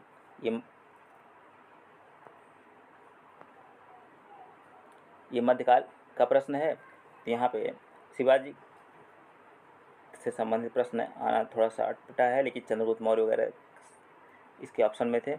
इसकी व्याख्या देख लेते हैं। शिवाजी ने राज्य के प्रशासन के लिए केंद्रीय स्तर पर अष्टप्रधान की व्यवस्था की थी, जिसके अंतर्गत 8 मंत्रियों की नियुक्ति किया गया था। इसमें पेशवा, अमात्य, मंत्री, सचिव, सुमंत, सेनापति, पंडित राव एवं न्यायाधीश शामिल थे। ये शिवाजी के राज प्रशासन में आधुनिक काल के सचिवों की भांति कार्य करते थे। इनका कार्य राजा को परामर्श देना मात्र था। इसे किसी भी अर्थ में मंत्रिमंडल नहीं कहा जा सकता। प्रत्येक मंत्री राजा के प्रति उत्तरदायी था। अगला प्रश्न देखते हैं। निम्नलिखित में से किस मौर्य राजा ने दक्कन की विजय प्राप्त की थी? Option A Ashok, option B Chandragupta, option C Bindusar, option D Kunal. तो हमारा सही उत्तर हो जाएगा चंद्रगुप्त। इसकी व्याख्या देखते हैं। मौर्य साम्राज्य के संस्थापक चंद्रगुप्त मौर्य ने दक्षिण भारत की विजय प्राप्त की थी। इस संदर्भ में अशोक के अभिलेखों, जैन एवं तमिल साक्ष्यों से जानकारी प्राप्त होती है। दक्षिण भारत के अनेक स्थलों में अशोक के अभिलेख प्राप्त हुए हैं, किंतु अशोक ने एकमात्र कलिंग विजय की थी। अतः ऐसी स्थिति में दक्षिण में विजय का श्रेय हमें चंद्रगुप्त मौर्य को ही देना पड़ेगा। अगला प्रश्न देखते हैं। अभिलेख जिससे यह प्रमाणित होता है कि चंद्रगुप्त का प्रभाव पश्चिम भारत पर था है ऑप्शन ए कलिंग शिलालेख, ऑप्शन बी अशोक का गिरनार शिलालेख, ऑप्शन सी रुद्रदामन का जूनागढ़ शिलालेख, ऑप्शन डी अशोक का सोपारा अभिलेख। तो हमारा सही उत्तर हो जाएगा विकल्प सी रुद्रदामन का जूनागढ़ अभिलेख। इसकी व्याख्या देखते हैं। रुद्रदामन के जूनागढ़ अभिलेख से यह ज्ञात होता है कि चंद्रगुप्त मौर्य के सौराष्ट्र स्थित प्रांतीय शासक पुष्यगुप्त ने वहां सुदर्शन झील बनवाई थी, और बाद में अशोक ने यूनानी गवर्नर तुषाष्ट्र ने इस जलाशय के साथ बहुत सी नहरें बनवाई। इस प्रांत को आनर तथा सौराष्ट्र कहा गया है। इसके पश्चिम भारत पर चंद्रगुप्त के आधिपत्य का प्रमाण मिलता है। प्रश्न देखते हैं अगला। निम्न में से कौन सा क्षेत्र अशोक के साम्राज्य में सम्मिलित नहीं था? Option A Afghanistan, option B Bihar, option C Sri Lanka, option D Kalinga. हमारा सही उत्तर है ऑप्शन सी श्रीलंका। श्रीलंका अशोक के साम्राज्य में शामिल नहीं था। इस प्रश्न की व्याख्या देखते हैं। श्रीलंका अशोक के साम्राज्य में सम्मिलित नहीं था। द्वितीय शिलालेख से स्पष्ट है कि भारत में अशोक का अधिकार चोल, पांड्य, सतीपुत्र, केरल पुत्र एवं ताम्रपटी, जिसे श्रीलंका कहते थे, को छोड़कर सर्वत्र था, क्योंकि इन राज्यों को प्रत्यंत या सीमावर्ती राज्य कहा गया है। अगला प्रश्न देखते हैं। अशोक के शासनकाल में बौद्ध सभा किस नगर में आयोजित की गई थी? Option A Magadh, option B Pataliputra, option C Samastipur, option D Rajgriha. हमारा सही उत्तर हो जाएगा ऑप्शन बी। हमारा सही उत्तर हो जाएगा ऑप्शन बी। इस प्रश्न की व्याख्या देखते हैं। सिंहली, अनुश्रुतियों, दीपवंश और महावंश के अनुसार अशोक के राज्यकाल में पाटलिपुत्र में मोगलीपुत्तिस की अध्यक्षता में तृतीय बौद्ध संगीति का आयोजन किया गया। अगला प्रश्न देखते हैं। अशोक शिलालेखों में प्रयुक्त भाषा है? Option A Sanskrit, option B Prakrit, option C Pali, option D Hindi. हमारा सही उत्तर हो जाएगा ऑप्शन बी प्राकृत। इस प्रश्न की व्याख्या इस प्रकार है। अशोक का इतिहास हमें मुख्यतः उसके अभिलेखों से ही ज्ञात होता है। उसके अभिलेखों का विभाजन 3 वर्गों में किया जा सकता है। अब पहला शिलालेख, दूसरा स्तंभलेख, तीसरा गुहालेख। शिलालेखों की संख्या कितना है? 14 विभिन्न शिलालेखों का समूह है, जो 8 भिन्न भिन्न स्थानों से प्राप्त किए गए हैं। यह स्थान है शाहबाजगढ़ी, मानसेहरा, कालसी, गिरनार, धौली, जौगढ़, एरगोडी तथा सोपारा। अशोक के अधिकांश अभिलेख प्राकृत भाषा एवं ब्राह्मी लिपि में लिखे गए हैं। केवल 2 अभिलेख शाहबाजगढ़ी एवं मानसेहरा की लिपि ब्राह्मी न होकर खरोष्ठी है। तक्षशिला से अरमाइक लिपि में लिखा गया एक भग्न अभिलेख प्राप्त होता है। अगला प्रश्न देखते हैं। निम्नलिखित में से प्राचीन भारत की कौन सी लिपि दाहिने से बाईं ओर लिखी जाती थी? Option A Brahmi, option B Sharada, option C Kharosthi, option D Nandinagari, option E उपयुक्त में से कोई नहीं या उपयुक्त में से एक से अधिक। हमारा सही उत्तर हो जाएगा ऑप्शन सी खरोष्ठी। इसकी व्याख्या देखते हैं। प्राचीन भारत में खरोष्ठी लिपि दाएं से बाएं लिखी जाती थी। इसे पढ़ने का श्रेय मैथम, प्रिंसेप, नोरिस, लॉसन, कनिंघम आदि विद्वानों को है। यह मुख्यतः उत्तर पश्चिम भारत की लिपि थी। प्रश्न अगला है, अशोक के धर्म का मूल संदेश क्या है? ऑप्शन ए राजा के प्रति वफादारी, ऑप्शन बी शांति एवं अहिंसा, ऑप्शन सी बड़ों का सम्मान, ऑप्शन डी धार्मिक सहनशीलता। ऑप्शन ई, यहाँ पे धार्मिक सहनशीलता, शांति और अहिंसा, मतलब बी और डी दोनों सही हैं। इस प्रश्न की व्याख्या देख लेते हैं। अशोक धर्म एक नैतिक संहिता थी। अशोक अपने दूसरे और सातवें शिलालेख के माध्यम से संदेश देता है।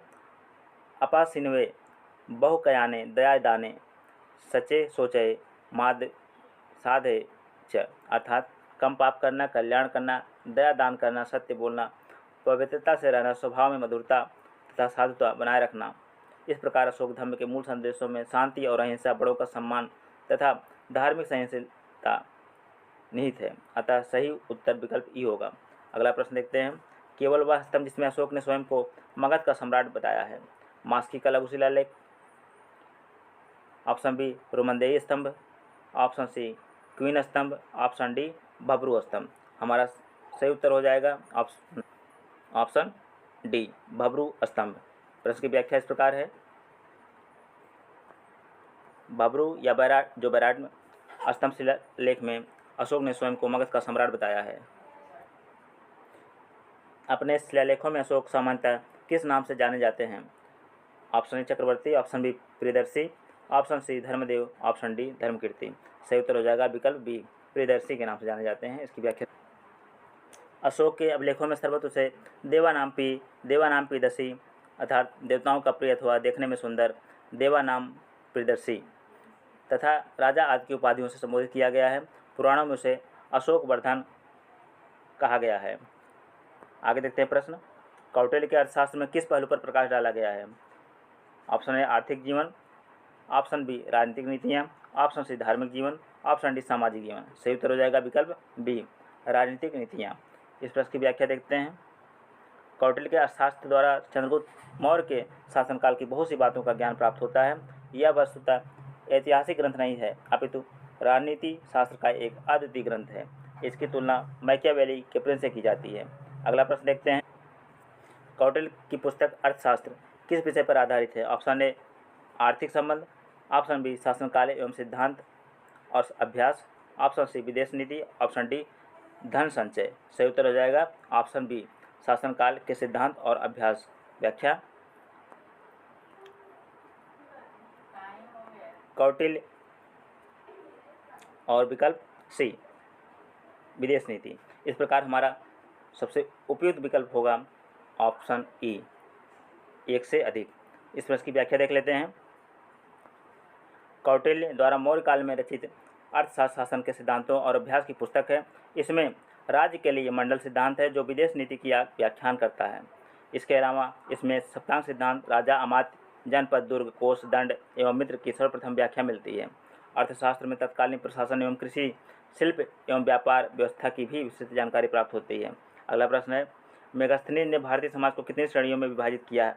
Option A 4, option B 5, option C 6, option D 7। Bharat को 7 श्रेणियों में विभाजित किया। हमारा सही विकल्प हो जाएगा विकल्प डी। इस प्रश्न की व्याख्या इस प्रकार है। मेगास्थनीज ने अपनी पुस्तक इंडिका में भारतीय समाज को 7 श्रेणियों में विभाजित किया है। पहला दार्शनिक, दूसरा कृषक, तीसरा पशुपालक, चौथा कारीगर, पाँचवां योद्धा, छठा निरीक्षक एवं सातवां सभासद। मेगास्थनीज भारतीय समाज में दास प्रथा के प्रचलित होने का उल्लेख नहीं करता है। मौर्य काल में कोई भी व्यक्ति न तो अपनी जात से बाहर विवाह कर सकता था और न ही उससे भिन्न पेशा ही अपना सकता था। अगला प्रश्न देखते हैं। मौर्य समाज का 7 वर्गों में विभाजन का विशेष रूप से उल्लेख किया गया है। ऑप्शन ए कौटिल्य के अर्थशास्त्र में, ऑप्शन बी अशोक के शिलालेखों में, ऑप्शन सी पुराणों में, ऑप्शन डी मेगास्थनीज की पुस्तक इंडिका में। तो हमारा सही उत्तर हो जाएगा विकल्प डी, मेगास्थनीज की पुस्तक इंडिका में। हमने व्याख्या ऊपर देख लिया है। आगे देखते हैं। पेरिप्लस ऑफ द एरिथियन सी किसने लिखी? ऑप्शन ए टेसियस ने, ऑप्शन बी प्लिनी ने, ऑप्शन सी टॉलमी ने, ऑप्शन डी स्ट्रैबो ने, ऑप्शन ई उपयुक्त में से कोई नहीं या उपयुक्त में से एक से अधिक। तो पेरिप्लस ऑफ द एरिथियन सी नामक पुस्तक हमारा सही विकल्प हो जाएगा ऑप्शन ई, क्योंकि इसको एक अनाम नाविक ने लिखा था। इनमें से कोई नहीं है। इसकी व्याख्या देते हैं। पेरिप्लस ऑफ द एथियन सी एक ग्रीको रोमन पेरिप्लस है। यह रोमन मिस्र के बंदरगाहों से नेविगेशन और व्यापार के अवसरों का वर्णन करता है। इसे लगभग 60 ईस्वी में अलेक्जेंड्रिया के एक अनाम नाविक ने लिखा। इसने भारत से आयात तथा निर्यात की जाने वाली वस्तुओं का भी उल्लेख किया है। प्रश्न देखते हैं। वह स्रोत जिसमें पाटलिपुत्र के प्रशासन का वर्णन उपलब्ध है कौन सा है? Divyavadana, option B Arthashastra, option C Indica, option D Ashok का शिलालेख। तो हमारा सही उत्तर हो जाएगा विकल्प सी इंडिका। इस प्रश्न की व्याख्या देखते हैं। पाटलिपुत्र नगर का प्रशासन मेगास्थनीज की इंडिका से प्राप्त होता है। मेगास्थनीज ने पाटलिपुत्र के नगर परिषद की 5-5 सदस्यों वाली 6 समितियों का उल्लेख किया है। वह नगर के पदाधिकारी को एस्टिनोमोई कहता है। अगला प्रश्न देखते हैं। पाटलिपुत्र को किस शासक ने सर्वप्रथम अपनी राजधानी बनाई? Option A Chandragupta Maurya, option B Ashoka महान, option C Chandragupta Vikramaditya, option D Kanishka. हमारा सही उत्तर हो जाएगा ऑप्शन ए चंद्रगुप्त मौर्य ने। व्याख्या देखते हैं। वस्तुतः पाटलिपुत्र की स्थापना गंगा और सोन नदी के संगम पर हर्यक वंशी शासक उदयन ने की थी एवं अपनी राजधानी राजगृह से पाटलिपुत्र स्थानांतरित की थी, किंतु विकल्प में उदयन नहीं है, अतः चंद्रगुप्त मौर्य से उत्तर है। अगला प्रश्न है। इनमें से किसने सर्वप्रथम व्यापक पैमाने पर स्वर्ण मुद्रा का प्रचलन किया? Option A Pushyamitra Shunga, option B Menander, option C भीमकेटफिसेस, option D Gautamiputra Satakarni, option E उपयुक्त में से कोई नहीं या उपयुक्त में से एक से अधिक। हमारा सही उत्तर होगा विकल्प सी भीमकेटफिसेस। भीमकेटफिसेस ने सर्वप्रथम व्यापक पैमाने पर स्वर्ण मुद्रा का प्रचलन किया था। आगे इसकी व्याख्या देखते हैं।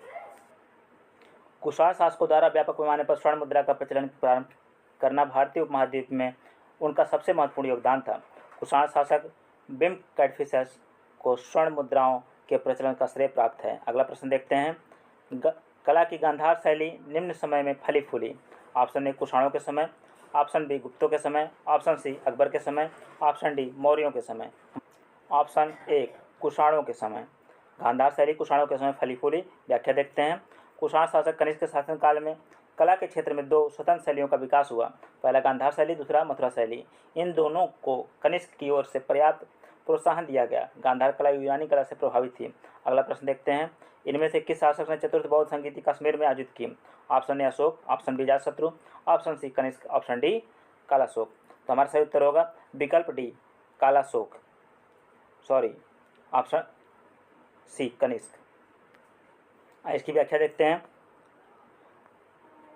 बौद्ध धर्म की चतुर्थ संगीति कुषाण शासक कनिष्क के राज्यकाल में कश्मीर के कुंडलवन में हुई। इसकी अध्यक्षता बसोमित्र ने की तथा अशोक इसके उपाध्यक्ष बने।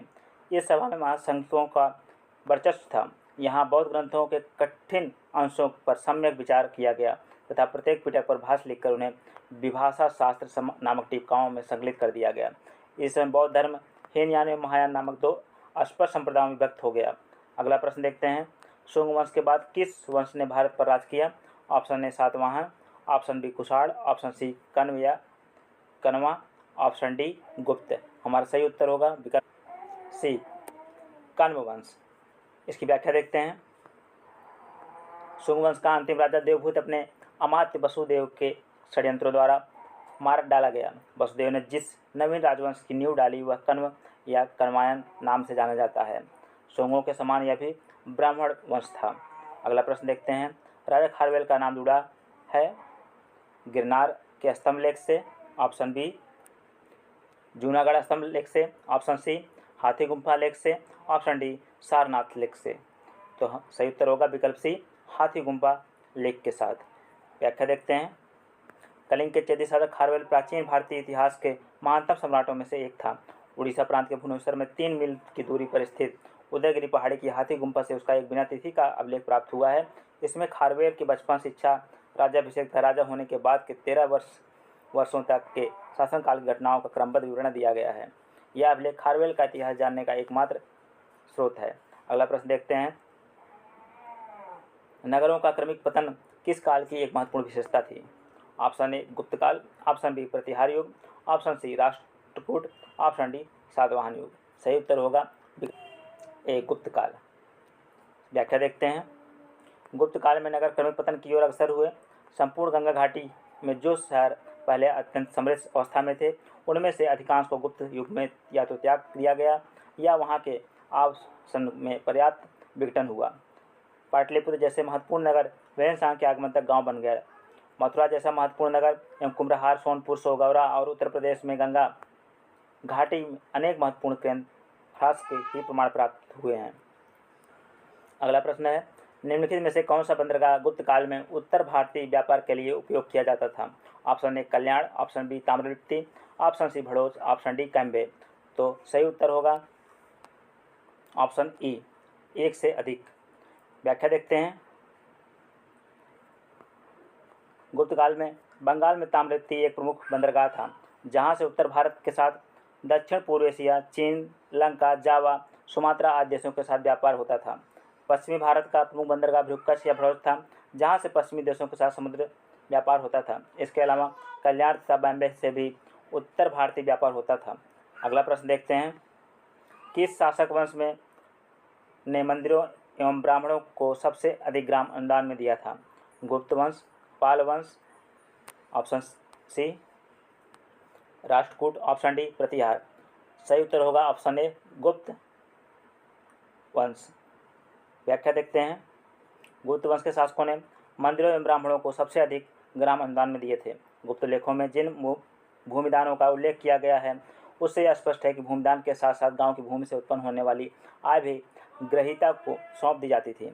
अगला प्रश्न है गुप्त युग में भूमि राजस्व की दर क्या थी? ऑप्शन ए उपज का चौथा भाग, ऑप्शन बी है उपज का छठा भाग, ऑप्शन सी है उपज का आठवां भाग, ऑप्शन डी है उपज का आधा भाग। तो हमारा सही उत्तर होगा विकल्प बी, उपज का छठा भाग। व्याख्या देखते हैं।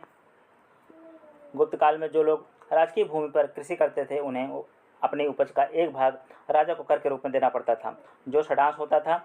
गुप्त अभिलेखों में भूमि कर को उद्रंग तथा भाग कर कहा गया है। अगला प्रश्न देखते हैं, भागवत संप्रदाय के विकास में किसकी देन अत्यधिक थी? Option A Parthian, option B हिंदू यूनानी लोग, option C Kushan, option D Gupta. सही विकल्प डी गुप्त। व्याख्या देखते हैं। इस प्रश्न की व्याख्या इस प्रकार है, भागवत अथवा वैष्णव धर्म का चरमोत्कर्ष गुप्त राजाओं के शासनकाल में हुआ। गुप्त नरेश वैष्णव मत अनुयायी थे तथा उन्होंने इसे अपना राजधर्म बनाया। अधिकांश शासक परम भागवत की उपाधि धारण करते थे। विष्णु का वाहन गरुड़ गुप्तों का राजचिन्ह था। अगला प्रश्न देखते हैं, इनमें से किसने पहली बार यह व्याख्या की थी कि पृथ्वी के अपने धुरी पर घूमने के कारण प्रतिदिन सूर्योदय एवं सूर्यास्त होता है? Option A Aryabhata, option B Bhaskar, option C Brahmagupta, option D Brahman, option E उपयुक्त में से कोई नहीं या उपयुक्त में से एक से अधिक। सही उत्तर है ऑप्शन ए आर्यभट्ट। इसकी व्याख्या देखते हैं। आर्यभट्ट प्रथम व्यक्ति थे जिन्होंने यह व्याख्या की थी कि पृथ्वी के अपनी धुरी पर घूमने के कारण ही प्रतिदिन सूर्योदय एवं सूर्यास्त होता है। अगला प्रश्न देखते हैं, इनमें से कौन गुप्त काल में औषधि के क्षेत्र में अपने कार्य के लिए जाने जाते हैं? Option A Sushruta, option B Saumil, option C Shudrak, option D Saunak. सही उत्तर है विकल्प ऑप्शन ई है उपयुक्त में से कोई नहीं या उपयुक्त में से एक से अधिक। तो यहाँ पे आंसर हमारा ई हो जाएगा, उपयुक्त में से कोई नहीं, क्योंकि ऑप्शन ए सही हो सकता था, क्योंकि ये गुप्त काल से संबंधित औषधिक क्षेत्र में कार्य किए जाने के लिए प्रश्न पूछा गया है। तो हमारा सही विकल्प होगा ऑप्शन ई। आइए व्याख्या देखते हैं इस प्रश्न की।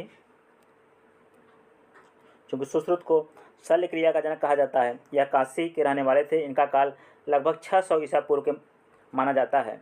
सौनक ऋग्वेद कालीन ऋषि थे। शूद्रक गुप्तकालीन नाटककार। सौमिला गुप्तकालीन नाटककार हैं, जिसे कालिदास ने भास और कविपुत्र के साथ याद किया है। इस प्रकार गुप्त काल में औषधि के क्षेत्र में उपयुक्त में से किसी ने कार्य नहीं किया था। यद्यपि बिहार लोक सेवा आयोग ने अपने प्रारंभिक उत्तर पत्रक में इसका सही उत्तर विकल्प ए माना है, चूँकि गुप्त काल का प्रारंभ 275 एडी श्रीगुप्त से प्रारंभ होता है, जो सुश्रुत के मान्यकाल प्रायः 600 बीसी से 1500 बीसी के करीब 1000 वर्ष बाद का है। इसलिए सुश्रुत को गुप्त काल के समकालीन मानना औचित्यपूर्ण नहीं है। अगला प्रश्न देखते हैं, चीनी यात्री ह्वेनसांग ने किस विश्वविद्यालय में अध्ययन किया था? Option A Takshashila, option B Vikramashila, option C Magadh, option D Nalanda.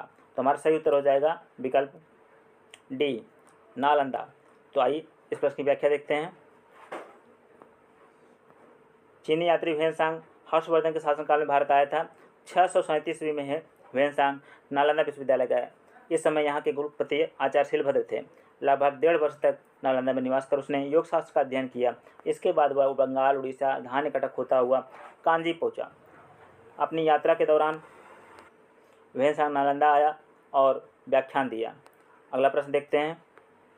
Hiuen Tsang की भारत यात्रा के समय सूती कपड़ों के उत्पादन के लिए सबसे प्रसिद्ध नगर था।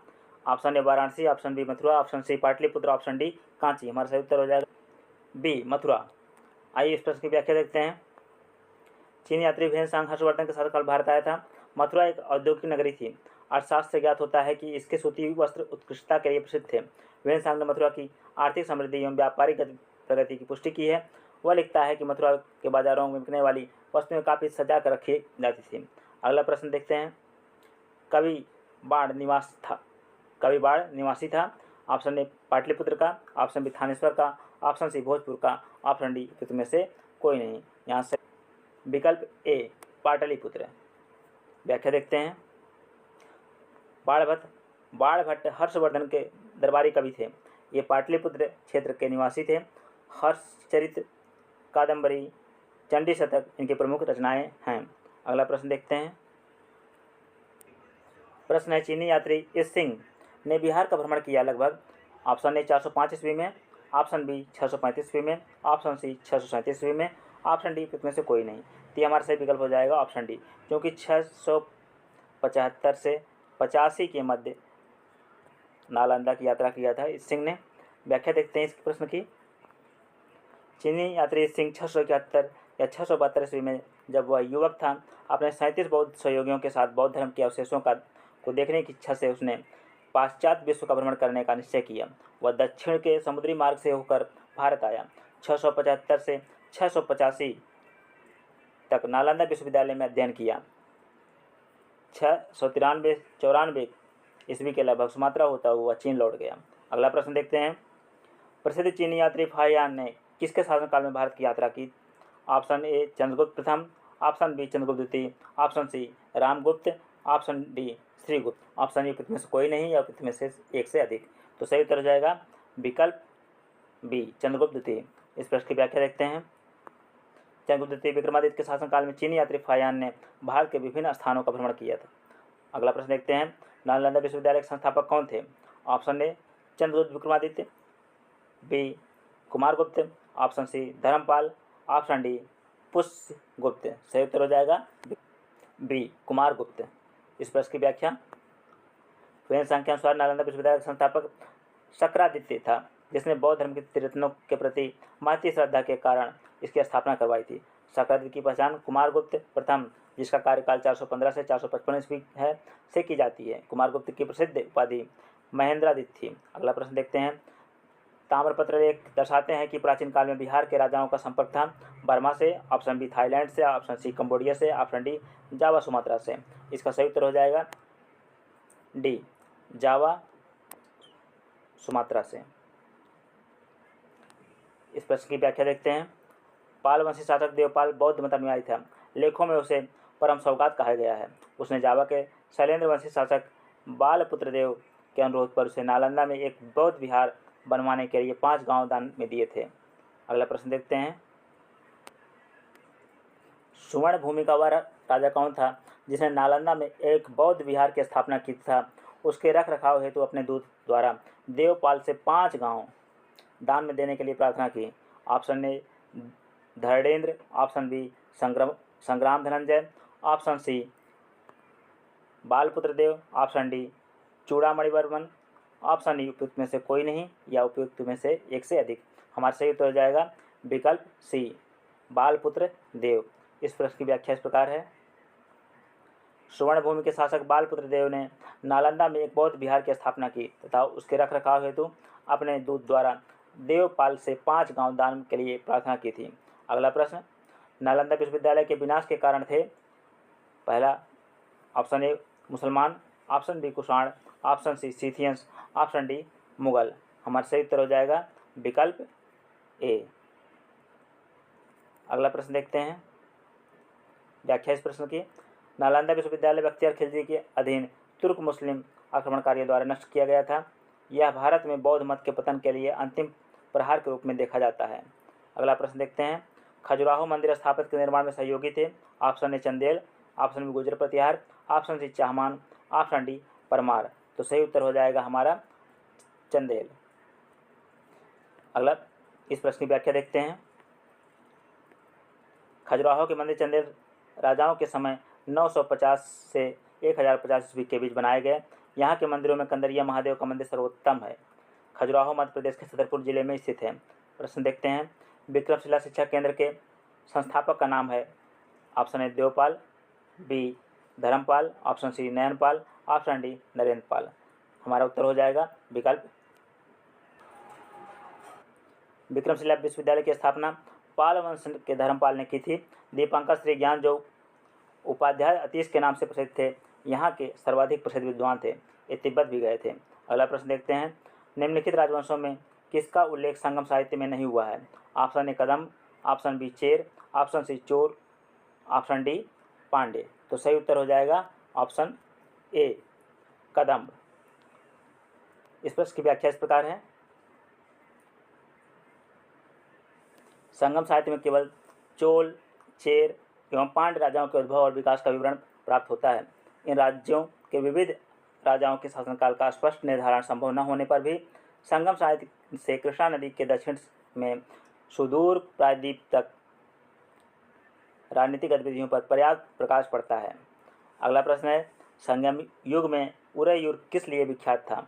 ऑप्शन ए मसालों के व्यापार एवं महत्वपूर्ण केंद्र, ऑप्शन बी कपास के व्यापार का महत्वपूर्ण केंद्र, ऑप्शन सी विदेशी व्यापार का महत्वपूर्ण व्यापारिक केंद्र, ऑप्शन डी आंतरिक व्यापार का महत्वपूर्ण केंद्र। हमारा सही उत्तर हो बी कपास के व्यापार का महत्वपूर्ण केंद्र।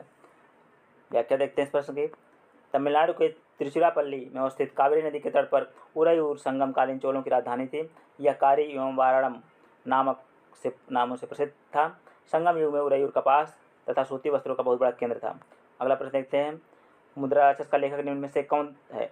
ऑप्शन ए अश्व घोष, option B Vishakhadatta, option C Kalidas, option D Bhasa. सही उत्तर हो जाएगा विकल्प बी विशाख दत्त।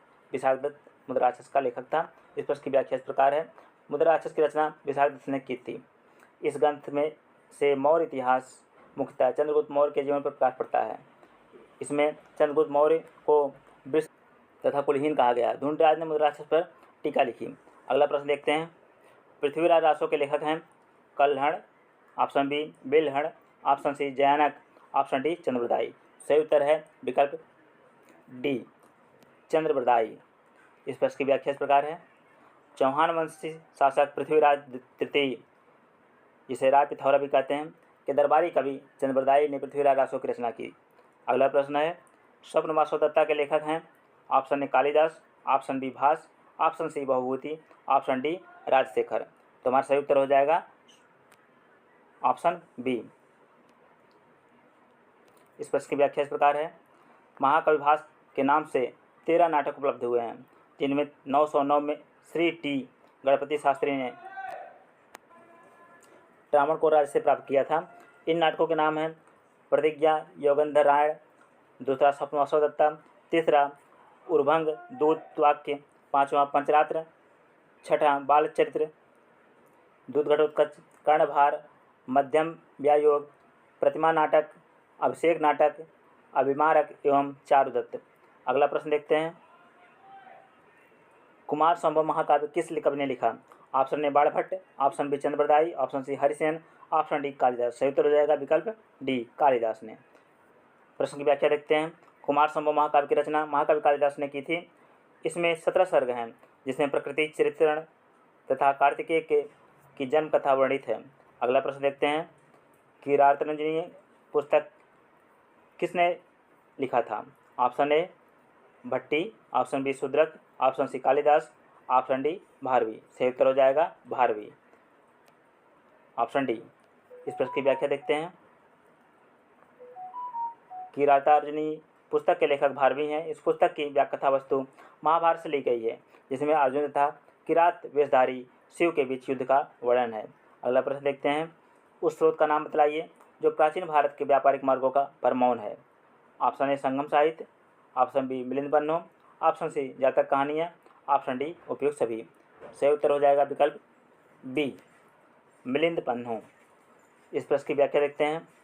पाली भाषा में बौद्ध भिक्षु नागसेन द्वारा लिखित मिलिंद पन्नों में नागसेन एवं हिंदी एवं शासक मेनांडर के बीच वार्तालाप का वर्णन है। इसमें व्यापारिक मार्गों का वर्णन नहीं मिलता।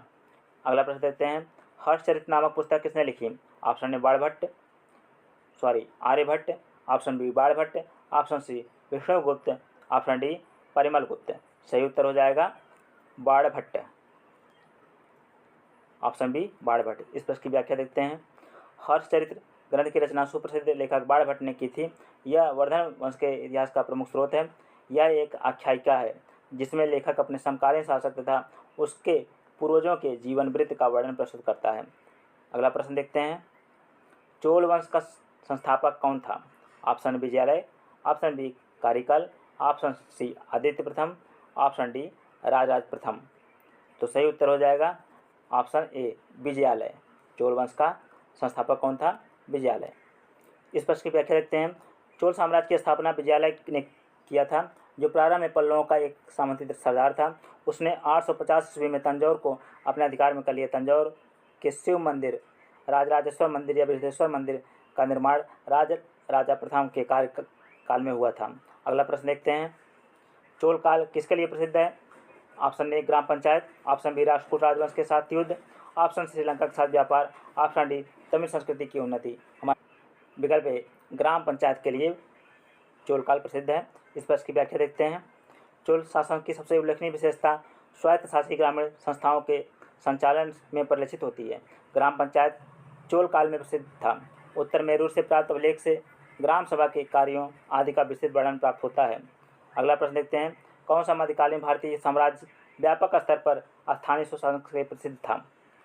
Option A Chalukya, option B Chola, option C Solanki, option D Parmar. सही उत्तर हो जाएगा विकल्प बी चोल। इस प्रश्न की व्याख्या ऊपर दी गई है। अगला प्रश्न देखते हैं। दक्षिण भारत के मंदिरों के आकर्षक द्वार क्या कहलाते हैं? ऑप्शन ए शिखर, ऑप्शन बी गोपुरम, ऑप्शन सी देवालय, ऑप्शन डी मंडपम। सही उत्तर हो जाएगा बी गोपुरम। इस प्रश्न की व्याख्या देखते हैं। दक्षिण के मंदिरों के आकर्षण द्वार को गोपुरम कहते हैं। पांड्य चोलों के राज्यकाल में द्रविड़ शैली पनपती रही। पांड्य काल में मंदिर छोटे होते थे, किंतु उनके प्रांगण के चारों ओर अनेक प्राचीर बनाए जाते थे। इनके प्रवेश द्वार, जिन्हें गोपुरम कहा जाता था, भव्य विशाल और प्रचुर मात्रा में शिल्पकारिता से अलंकृत होते थे। चोलकालीन वास्तुकला की विशेषता मंदिर नहीं अपितु गोपुरम है। अगला प्रश्न देखते हैं। प्रश्न है अष्टप्रधान मंत्रिपरिषद थी। ऑप्शन ए चोल प्रशासन में, ऑप्शन बी मराठा प्रशासन में, ऑप्शन सी विजयनगर प्रशासन में, ऑप्शन डी गुजरात प्रशासन में। तो हमारा सही उत्तर हो जाएगा विकल्प बी मराठा प्रशासन में। अगला प्रश्न देखते हैं। बोधिसत्व पदमपाड़ी की पेंटिंग स्थित है। ऑप्शन ए एलोरा में, ऑप्शन बी अजंता में, ऑप्शन सी बादामी में, ऑप्शन डी बाग में। सही उत्तर हो जाएगा विकल्प बी अजंता में। अगला प्रश्न देखते हैं। निम्नलिखित कथनों पर विचार कीजिए। पहला, फाहियान एक चीनी तीर्थयात्री था जो हर्ष के शासनकाल के दौरान भारत आया था। दूसरा, वेनसांग एक चीनी बौद्ध भिक्षु थे जिन्होंने चंद्रगुप्त द्वितीय के शासनकाल में भारत का दौरा किया था। उपयुक्त में से कौन सा या कौन से कथन सही हैं? तो हमारा देख रहे हैं दोनों कथन, ना तो एक ना तो दो, दोनों कथन गलत हैं। इस प्रकार हमारा उत्तर हो जाएगा उपयुक्त में से कोई नहीं, विकल्प डी। देखते हैं। फाहियान यह गुप्त शासक चंद्रगुप्त द्वितीय के शासनकाल में भारत आया 5वीं सदी के प्रारंभ में। उसने फूकोकी की रचना की जिसमें गुप्त काल में भारत के सामाजिक, आर्थिक एवं धार्मिक स्थिति पर प्रकाश डाला गया। वेनसांग 629 ईस्वी में हर्षवर्धन के समय भारत आया और सी युकी की रचना की। इसमें वेनसांग तत्कालीन 138 देशों का विवरण प्रस्तुत किया है। आगे देखते हैं अगला प्रश्न है सूची 1 को सूची 2 से सम्मिलित कीजिए। सूची 1 में चरक, ब्रह्मगुप्त, ब्राह्मणी, विशाखदत्त और सूची 2 में दिया गया है वो किस विधा से संबंधित है। चरक चूँकि ये क्या थे? चिकित्सक थे। एक का दूसरा। ब्रह्मगुप्त क्या थे? एक गणित क्षेत्र से संबंधित थे। ब्राह्मीर ज्योतिष क्षेत्र से संबंधित थे। विशाखदत्त नाटककार थे। तो ये हो जाएगा हमारा 2 1 4 3। हमारा विकल्प हो जाएगा 2 1 4 3। देखते हैं 2 1 4 3 किस में है? विकल्प डी। हमारा विकल्प डी सही उत्तर है। अगला प्रश्न देखते हैं, नाथपंथियों सिद्धों और योगियों ने भक्ति धर्म को किस क्षेत्र में लोकप्रिय बनाया? ऑप्शन ए दक्षिण भारत, ऑप्शन बी पूर्व भारत, ऑप्शन सी पश्चिम भारत, ऑप्शन डी उत्तर भारत। सही उत्तर हो जाएगा विकल्प डी उत्तर भारत। इस प्रश्न की व्याख्या देखते हैं, नाथपंथी सिद्धों और योगियों ने भक्ति धर्म को उत्तर भारत में लोकप्रिय बनाया। नैनार तमिल कवि संतों ने 5वीं-10वीं शताब्दी के दौरान दक्षिण भारत में भक्ति आंदोलन के प्रचार में अहम भूमिका निभाई थी। अगला प्रश्न देखते हैं, प्रारंभिक वैदिक काल के दौरान कौन सा शहर प्राचीन मगध साम्राज्य की राजधानी के रूप में कार्य करता था? ये बहुत ही महत्वपूर्ण और रिपीटेड प्रश्न है। Option A Champa, option B Vaishali, option C Pataliputra, option D Rajgir. सही उत्तर हो जाएगा विकल्प डी। इस प्रश्न की व्याख्या देखते हैं, प्रारंभिक वैदिक काल के दौरान राजगीर या वर्तमान राजगीर मगध की प्रथम राजधानी थी।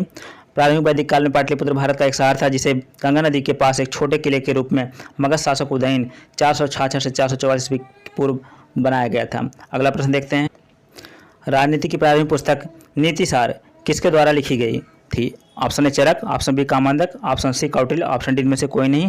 तुम्हारा सही उत्तर हो जाएगा विकल्प बी कामांधक द्वारा लिखी गई थी। इसकी व्याख्या देख लेते हैं, नीतिशास्त्र राजशास्त्र का एक संस्कृत ग्रंथ है जो कौटिल्य के अर्थशास्त्र पर आधारित है। इसके रचयिता कामांधकी अथवा कामांधक हैं। यह रचना साधारणतः कामांधकी नाम से प्रसिद्ध है। इसमें गुप्तकालीन भारत के में प्राचीन काल के राजनीतिक जीवन, कूटनीतिक और राजकीय चित्रण को दर्शाया गया है। अगला प्रश्न देखते हैं, प्रश्न है, चीनी स्रोतों के अनुसार श्रीलंका के शासक मेघवर्मन ने गया में बौद्ध मंदिर बनाने की अनुमति के लिए निम्नलिखित में से किस गुप्त राजा के पास एक मिशनरी भेजा था? ऑप्शन ए चंद्रगुप्त द्वितीय, option B Samudragupta, option C Chandragupta प्रथम, ऑप्शन डी इनमें से कोई नहीं। सही उत्तर हो जाएगा विकल्प बी समुद्रगुप्त। इस प्रश्न की व्याख्या देखते हैं, गुप्त सम्राट समुद्रगुप्त ने श्रीलंका सिलोन के बौद्ध राजा मेघवर्मन को बोध गया में एक मठ बनाने की अनुमति दी। इस कार्य के लिए समुद्रगुप्त को अनुकंपवन कहा गया। समुद्रगुप्त गुप्त साम्राज्य के नाम के एक प्रसिद्ध शासक थे जो गुप्त वंश के चौथा राजा और चंद्रगुप्त प्रथम के उत्तराधिकारी थे। अगला प्रश्न देखते हैं, भारतीय कला में स्तूप, चैत्य और विहार का निर्माण निम्नलिखित में से किससे संबंधित है? ऑप्शन ए वैष्णव संप्रदाय, ऑप्शन बी बौद्ध धर्म, ऑप्शन सी शैव संप्रदाय, ऑप्शन डी आजीविक संप्रदाय। सही उत्तर हो जाएगा विकल्प बी बौद्ध धर्म से। अगला प्रश्न देखते हैं, चैत्य क्या था? चैत्य बौद्ध धर्म पूजा स्थल के लिए चैत्यों का निर्माण किया गया। विहारों का निर्माण बौद्ध भिक्षुओं के रहने के उद्देश्य से किया गया था। वे भिक्षुओं के निवास स्थान है। स्तूप बौद्ध संतों की उपासना के लिए प्रयोग किया जाने वाला एक अनुष्ठानिक स्थल के रूप में होता है जो एक कब्र के समान दिखता है। अगला प्रश्न देखते हैं, अगला प्रश्न है, निम्नलिखित में से कौन सा जानवर सिंधु घाटी सभ्यता के लोगों को नहीं पता था? ऑप्शन ए हाथी, ऑप्शन बी घोड़ा, ऑप्शन सी बैल, ऑप्शन डी उपयुक्त में से कोई नहीं। सही उत्तर हो जाएगा ऑप्शन बी घोड़ा। इसकी व्याख्या देखते हैं, सुरगोड्डा गुजरात के कच्छ जिले में स्थित सिंधु घाटी सभ्यता से संबंधित पुरातात्विक स्थल है। यहाँ घोड़े की हड्डियों के अवशेष और कुछ संबंधित कलाकृतियाँ मिली हैं। हालांकि सिंधु घाटी सभ्यता के लोगों को घोड़े के संबंध में पूर्णतः ज्ञान नहीं था। अगला प्रश्न देखते हैं, प्रश्न है, प्राचीन काल में गंगा के दक्षिण क्षेत्र को क्या कहा जाता था?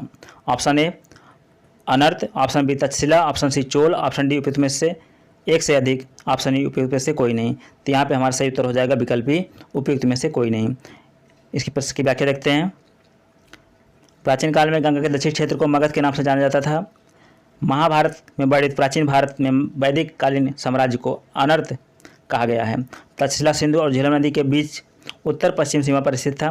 चोल साम्राज्य गोदावरी नदी के दक्षिण भाग में स्थित था। अगला प्रश्न देखते हैं, भारतीय उपमहाद्वीप में लोहे का प्रयोग कब शुरू हुआ? ऑप्शन ए प्रायः 9000 ईसा पूर्व,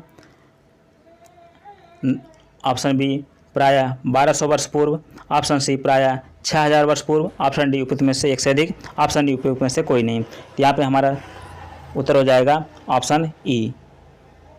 व्याख्या देखते हैं, भारतीय उपमहाद्वीप में लोहे के प्रयोग की कोई प्राचीनतम तिथि निश्चित नहीं है। रेडियो कार्बन पद्धति के अनुसार भारत में लोहे का प्रयोग 1000 ईसा पूर्व के बाद प्रारंभ हुआ था। पुरातात्विक साक्ष्यों में लोहे का प्राचीनतम साक्ष्य लगभग 1500 ईसा पूर्व का प्राप्त हुआ है। अगला प्रश्न है, दूसरी शताब्दी के आसपास रचित संस्कृत के शिलालेख के अनुसार सुदर्शन झील एक कृत्रिम जलाशय की मरम्मत किसने की थी? Option A Harsha, option B Kanishka, option C Rudradaman, option D उपयुक्त में से एक से अधिक, या उपयुक्त ऑप्शन ई है उपयुक्त में से कोई नहीं। तो हमारा सही उत्तर हो जाएगा ऑप्शन सी। इस प्रश्न की व्याख्या देखते हैं, रुद्रदामन का जूनागढ़ अभिलेख जो कि संस्कृत का सर्वप्राचीन शिलालेख है जिसमें सुदर्शन झील एक कृत्रिम जलाशय के निर्माण की जानकारी दी गई है। सुदर्शन झील का निर्माण चंद्रगुप्त मौर्य के शासन में उसके प्रांतीय शासक पुष्पगुप्त ने करवाई थी। सुदर्शन झील का प्रथम बार मरम्मत रुद्रदामन ने तथा दूसरी बार स्कंदगुप्त ने करवाया था। अगला प्रश्न देखते हैं, प्रश्न है, झांसी के पास देवगढ़ का मंदिर और इलाहाबाद के पास गढ़वा मंदिर में बनी मूर्तियां किस कला के महत्वपूर्ण अवशेष हैं? ऑप्शन ए मौर्य कला, ऑप्शन बी गुप्त कला, ऑप्शन सी राष्ट्रकूट कला, ऑप्शन डी उपयुक्त में से एक से अधिक, ऑप्शन ई उपयुक्त में से कोई नहीं। सही उत्तर हो जाएगा विकल्प बी गुप्त कला। प्रश्न की व्याख्या देखते हैं। देवगढ़ का दशावतार मंदिर जो कि उत्तर प्रदेश के ललितपुर जिले में अवस्थित है तथा इलाहाबाद में अवस्थित गढ़वा मंदिर गुप्तकालीन मंदिर है। भारत में मंदिर निर्माण कला का प्रारंभ गुप्त काल से माना जाता है। प्राचीन भारतीय इतिहास में मंदिर निर्माण की 3 कला शैली प्रचलित थी। नागर शैली उत्तर भारत हिमालय से बिंद तक, द्रविड़ शैली दक्षिण भारत कृष्णा नदी से कन्याकुमारी तक, तीसरा है बेसर शैली मध्य भारत विंध्याचल से कृष्णा नदी तक। अगला प्रश्न देखते हैं, विक्रमशिला विश्वविद्यालय किसके द्वारा स्थापित किया गया था? ये रिपीटेड प्रश्न है। Option A Gopal, option B Dharmapal, option C Devapal, option D उपयुक्त में से एक से अधिक, ऑप्शन ई उपयुक्त में से कोई नहीं। तो हमारा सही उत्तर हो जाएगा विकल्प बी धर्मपाल। इस प्रश्न की व्याख्या देखते हैं। विक्रमशिला विश्वविद्यालय तथा सोमपुरी बिहार की स्थापना धर्मपाल ने की तथा पाल वंश के संस्थापक गोपाल ने उदंतपुरी बिहार की स्थापना की थी। इसी के साथ प्राचीन भारत के इतिहास का खंड समाप्त होता है और हमने बिहार पीसीएस में पिछले 18 वर्ष प्रश्न पत्रों को समाहित किया है। 18 प्रश्न पत्रों में प्राचीन भारत के अंतर्गत जो भी प्रश्न पूछे गए हैं और उसकी व्याख्या सहित हल प्रस्तुत किया गया है। उम्मीद करते हैं आपको वीडियो पसंद आई होगी। नमस्कार।